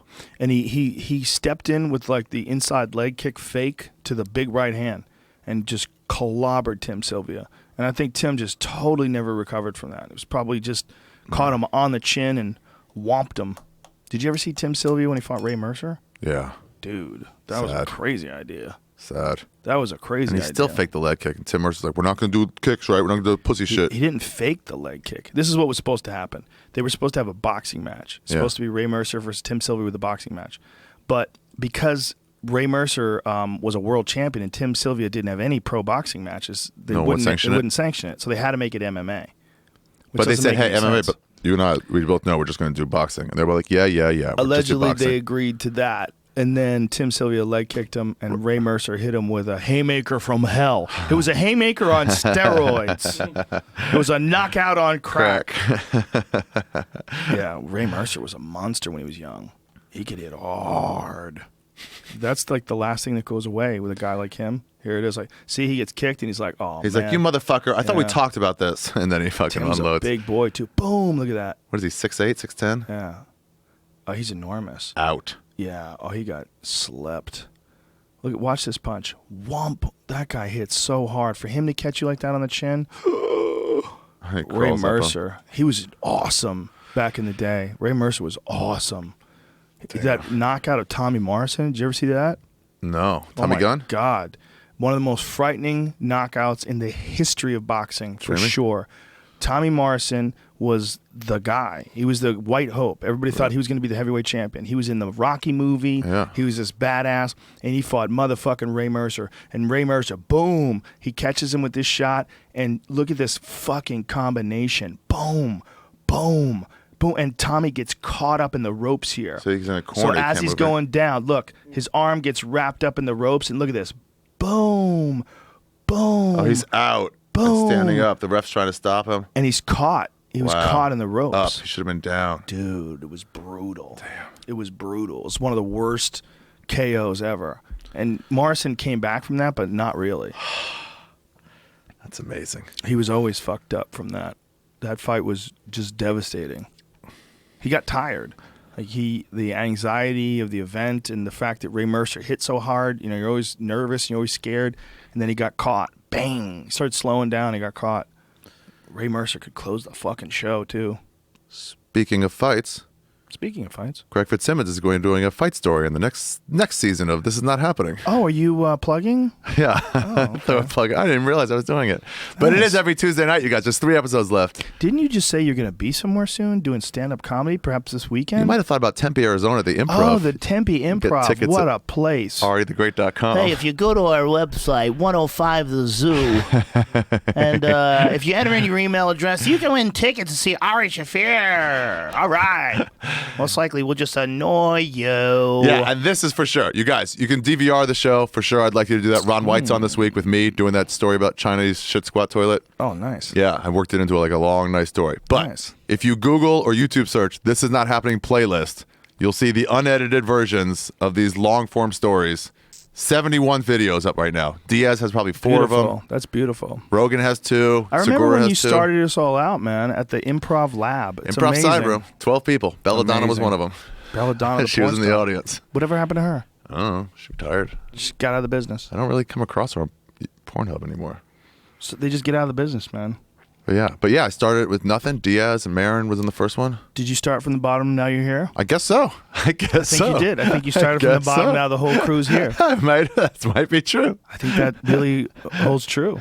I mean, it's inarguable at this point. Yeah. Started from the bottom. Now we're here. Diaz is on in 3 weeks in the season finale. So Cyborg's in the UFC now too. Yeah, that's amazing. I just heard that from you, World Pen Pool. Yeah. Finally. Mm-hmm. Finally. Yeah, at 140. At 140. Yeah. The Now problem Ronda is, fights at 35. yes, and she's gonna fight Leslie Smith, who fights at 135. It's the girl that her ear exploded. Her ear got torn off by Jessica I. What's the problem? Well, it's not a problem, but it's a 140-pound weight class instead of a 145. That's the 145 is what she's champion of in Invicta, and I think the idea is that they worry that they don't have enough 145-pound talent. I think they didn't have enough 135-pound talent. No, for sure they didn't. They didn't have a 115-pound talent. Give someone a third, or about to give somebody a third rematch in 5 years. Like, come on, man. What, you mean Misha Tate? Yeah, it was like you don't have a deep enough weight class if that's what you keep doing. Well, sort of, but I mean that's the same problem they're going to have right now at welterweight. The same problem you're talking about at 145, which has a lot of talent. There's a lot of talent at 145 in men's. Oh yeah. You know, so this is what I think. I think first of all, she's fucking terrifying. You want to talk about like one of the scariest female strikers in MMA? Cyborg's terrifying. And Tony and I got in trouble because we said some inappropriate jokes about what would a roast be like with her. All jokes aside, even before that, I had tweeted that I would love to see her in the UFC. For sure. Because She's the name. She's a monster. And I think also we shouldn't have double standards as far as who takes performance-enhancing drugs, whether it's for men or for women. Like, Is there? I think there kind of is. I think the way people look at it, like what a woman is taking testosterone versus a man taking testosterone. Because you it's know, not it's already not part of your natural. body. Yeah. But, honestly, like some of the things that men have been caught with have been pretty unnatural as well, like superhuman levels of testosterone that don't even exist in medical books. So you could argue that it's dangerous because a woman does change her anatomy. Whatever, Like they're testing her now. Yeah, but your anatomy changes. Oh, right. But you have to make a weight class. It's tricky, man. I mean, it always seemed before this Holly Holm thing happened, and that's all fishy too. What's fishy? Like Ronda won't take a fight against Holly Holm, and then it's suddenly like Misha Tate wins. Like, I'm ready to fight now. It's like, No, she's not necessarily ready to fight now. No, she's not. She can't fight until like November. She's really? She's got movie obligations. They got moved around. See, that's bad right there. That is when bad. the movies get in the way yeah, of your fights. Yeah. Like you got to pick one or the other. go in between. Yeah, Wait for 4 months and say, as soon as my fight's over, I can do your movie for the next 3 months, and then I get back to training. it's got to be hard though when you're a super celebrity and you're getting all this love and everybody wants to put you in all these different things. It's got to be hard to say no to certain things. Obviously, but the same shit happens to female comics. Yeah, but it's way worse with a fighter because a fighter has to be physically tuned up to go in to do battle and get kicked in the fucking Yeah, head. it's way worse with a fighter. It's just similar, where it's like you're not concentrating on the thing that got you there. So Right. the thing that got you there is now suffering. Yeah. Maybe you don't care anymore. Maybe you just want to do movies. Okay. Well, that happens to a lot of comics when they make it. All of a sudden, you start getting movie offers and TV show offers. And their stand-up sucks. Yeah, you got to spend time in the trenches. I'll work out for 2 weeks before my special. It's like, oh, no, you can't do that. Dude, I had a conversation with a guy who was on a TV show about that. He was telling me he was doing a special. I'm like, when are you doing it? He's like, Saturday night. I knew he had been doing like 1 or 2 sets a week. I was like, whoa, all right. Yeah, like, what are you doing? He man? wasn't What even got you doing there? 1 or 2 headline sets a week. It's not like he's doing 1 or 2 theaters a week. Just No, he's doing 15-minute sets? spots. He's doing spots. That's in town. crazy. That's a lack of respect for the art form. Well, it's not knowing. For yourself. Not knowing, not having done it, not having done it the right way where you feel better and everything's loose. Right. You think, I'm doing well. My Yeah. sets are going well. We've all made... It's different than stringing together Yeah. an hour and 4 minutes. Yeah, I mean, you can... It's just to do it the right way. Like the way I think gives it the most time to grow. You have to have material that you've worked on for a long time, and you have to put a lot of effort into it, and then you have to tighten that shit down and get in really great comedy shape for about 2 months. That's what I think. I think you need 2 solid months of every weekend smashing it. Every weekend, 2 shows Friday, 2 shows Saturday, show on Sunday, do spots during the week. And I mean, then, you know it, dude. When people ask me what's the best show to watch, I'm just like, I don't know. They're all the same. But if it's my first time on the road, even in 2 weeks, that Thursday show, that first show of the week, is not going to be the best show. It depends, though. It depends. Sure, I could get How many loose and have spots fun. you're doing during the week and how excited you are to be in San Francisco. Right, and, absolutely. And if I just performed Thursday through Sunday the week before, so this is only 3 days later, Right. yeah, I'm going to be sharp. Yeah. But if it's been a few weeks and it's like, but by Saturday of that week, oh, I'm on fire. And there's a big difference between doing Thursday night if you are coming off of a weekend run of like 3, 4, 5 weekends in a row. Oh, yeah, then you're on fire. Then you're on fire. God. Yeah. Like one of the times, the only time I've ever gone on a real tour was when I did that thing with Charlie Murphy and Heffron. Yeah. And we did that Real Men of Comedy Maxim thing. Yeah. That thing, man, we did 22 or 23 dates. And you're just doing show after show after show And after how sharp show you after get? show. Oh, you get like a fucking samurai sword, man. The blade just gets folded down and polished. Yeah, and now imagine if you took off half those days to go shoot a movie. Yeah. How would your final shows how have about been? most of those days? Yeah, exactly. Yeah. There's no way. But it's like everything else. Everything else. I mean, you don't become a world champion fighter without dedicating your life to it. Mm-hmm. You don't become a great musician without a lot of rehearsal and a lot of planning. How much are you going to prep before your, how many weeks in a row before your next special are you going to go? What are you going to do? What percentage? No less than 8 weeks. Well, first of all, I've taken like vacations. Like I Right. took a vacation last week, which I wrote when I was on vacation. Sometimes I think those You can vacation step away times, for a few days. That's okay. Yeah, but sometimes I think those vacation times where I know I'm not going to perform and I just write my thoughts down with no pressure just to fuck around. And I get ideas. I get little seeds that grow from those sort of, those introspective sit-down moments on the Also, beach. this doesn't have to be presented right now. So you have two. What's that? This doesn't have to be presented to an audience right Right. now. So you have 2-3 days to form your thoughts fully and really go into it. 5 days, a week, whatever it is.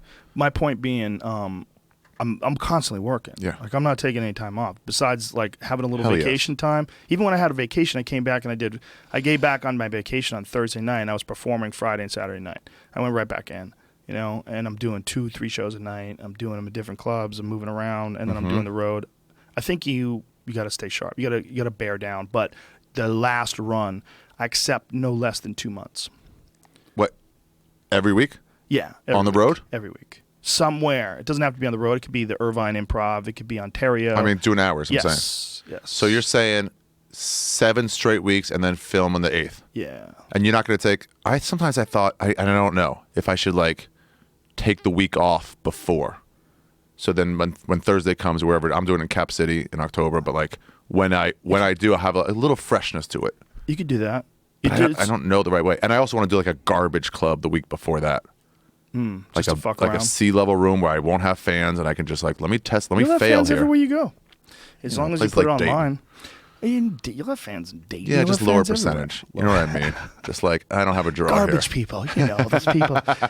They vote for Ted Cruz. You know those people. They're not on the coast.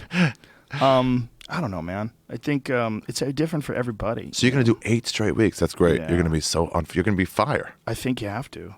I think you could also, like, during the weekdays, I got to do, like, Ice House sets and do store. Tuesday night. No, but, like, do not just store sets, but do long sets during the right. week, too. Okay. You just got to hammer it down, man.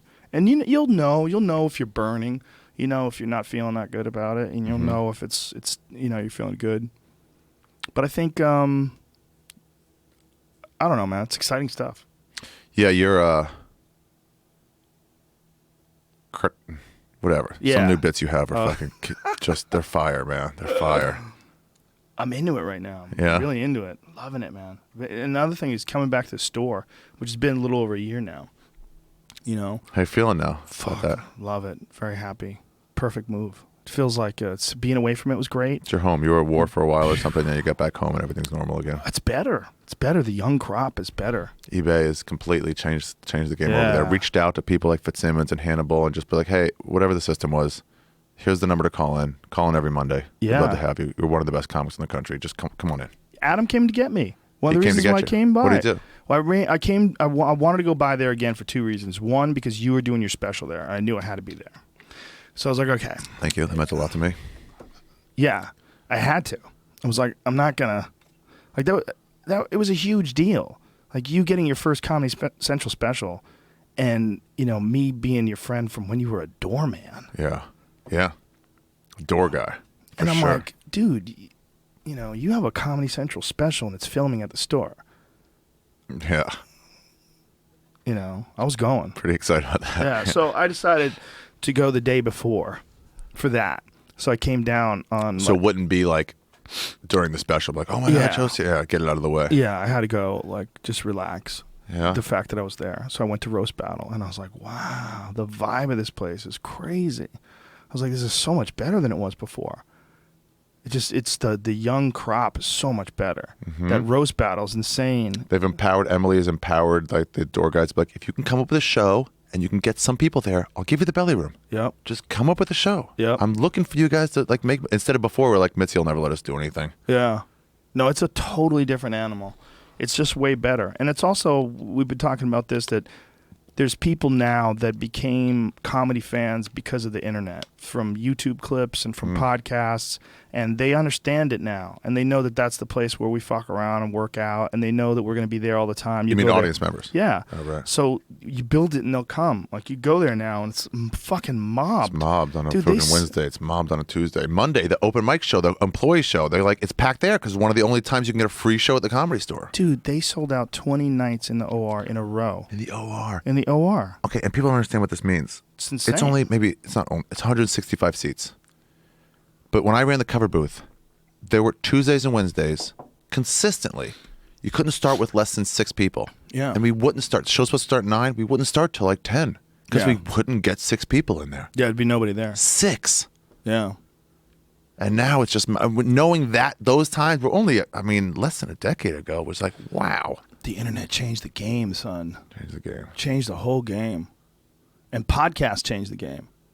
Everybody's got a goddamn podcast. Yeah, you can get some fans. People Bill see Burr, Mark Maron. I mean, Mark Maron's entire fame is based on a podcast. He didn't get fame from anything. I mean, a little bit from that America show. But that was all kind of gone.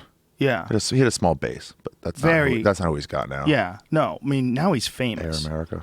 He's famous. And he's famous because of the internet, because of podcasting. Al Madrigal's there. You know, I mean, it's like...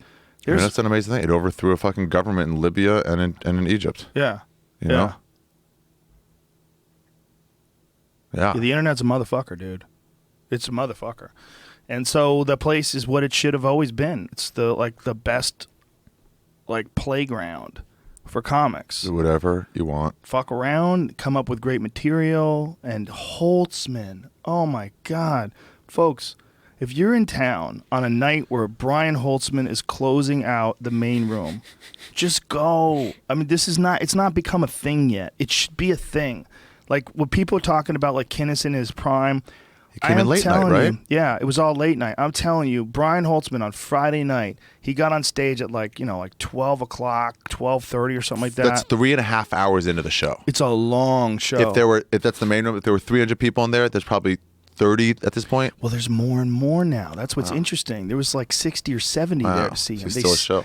The people know that it's happening now because and the thing is, that show goes on podcasts. forever. So if you finish your bar at fucking 11:30, you can just roll in. I'm telling you, Catch the second half of it. He's a fucking animal. He's so funny. And Brian is a guy that was there when I first arrived in '94. You know how Mitzi found him? She was in her office upstairs. Remember that old office up there? Yeah. And there's a door. You can still see it's kind of sealed up into the belly room from her office. She heard somebody killing. And she was like, what is this? She just kind of listened through the door, and then she opened it up, and it was Holtzman on stage. Wow. Get him over here. Wow. Yeah, and like a bringer show type thing, like an open mic type thing. Just one of my favorite comedians. He almost made me barf once. Like I was laughing so hard, like I couldn't even control it. I want to do any of his material, but you can't. His bit about Hillary Clinton. Yeah, you can't. It's literally so singular and because individual. the anger he brings to it, and when Charlie's Angels came out, they used to have ashtrays at the Comedy Store. These big fucking thick glass ones. I mean, thick and big. I mean, the size of this alarm clock. Remember those things? Yeah. But eventually they got the plastic ones, but they had them up there. It's only for the comedians to smoke if they wanted to, because a few did. And he goes, Charlie, I don't like that movie because it gives women the false impression that they can defend themselves. I am a 220-pound former crack addict, former Marine. And he takes the fucking ashtray and he just slams it. I will crush it, and it just shatters. Yeah, he destroyed a giant glass ashtray on stage. And you would say, that's not funny. That's scary. He's talking about beating women. You have to see it. I'm telling you. It's a character, and he'll break character occasionally and giggle and laugh. And then he goes back into it. Fuck, dude. Either laugh or put your heads down. If you don't want to laugh at the joke, then put your heads. He would do sometimes bad jokes, like real stock jokes, so he could get mad at the crowd for not laughing at them. Not stock jokes, just his own stock jokes. Right. So he can get mad at the crowd for not, so he can go off. Yeah. Well, he just wants to be angry. Yeah. But it's fucking great. Anyway. Yeah. Comedy Store. It's awesome. That's it, folks. We got to bring this bitch home. I got to go work for the UFC. I got some compound shit to do. I'm going to find out some secrets. Find out about some fights. Some shit nobody knows about.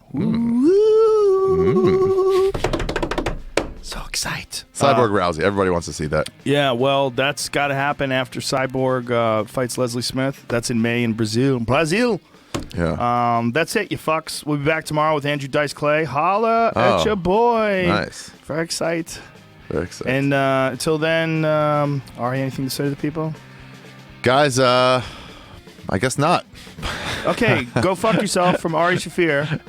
Love Make ya. sure to tune in. DVR my show. This is not happening. Yes. Tuesday night / Wednesday morning at 12:30 on Comedy Central. We got 3 episodes left, and Diaz is on one of them. And Sean Patton tells maybe the best story of the year. The last episode, and Simone's on in 2 weeks. Ron White's on this week with me. Beautiful, beautiful. All right, folks. See you soon. Much love. Bye.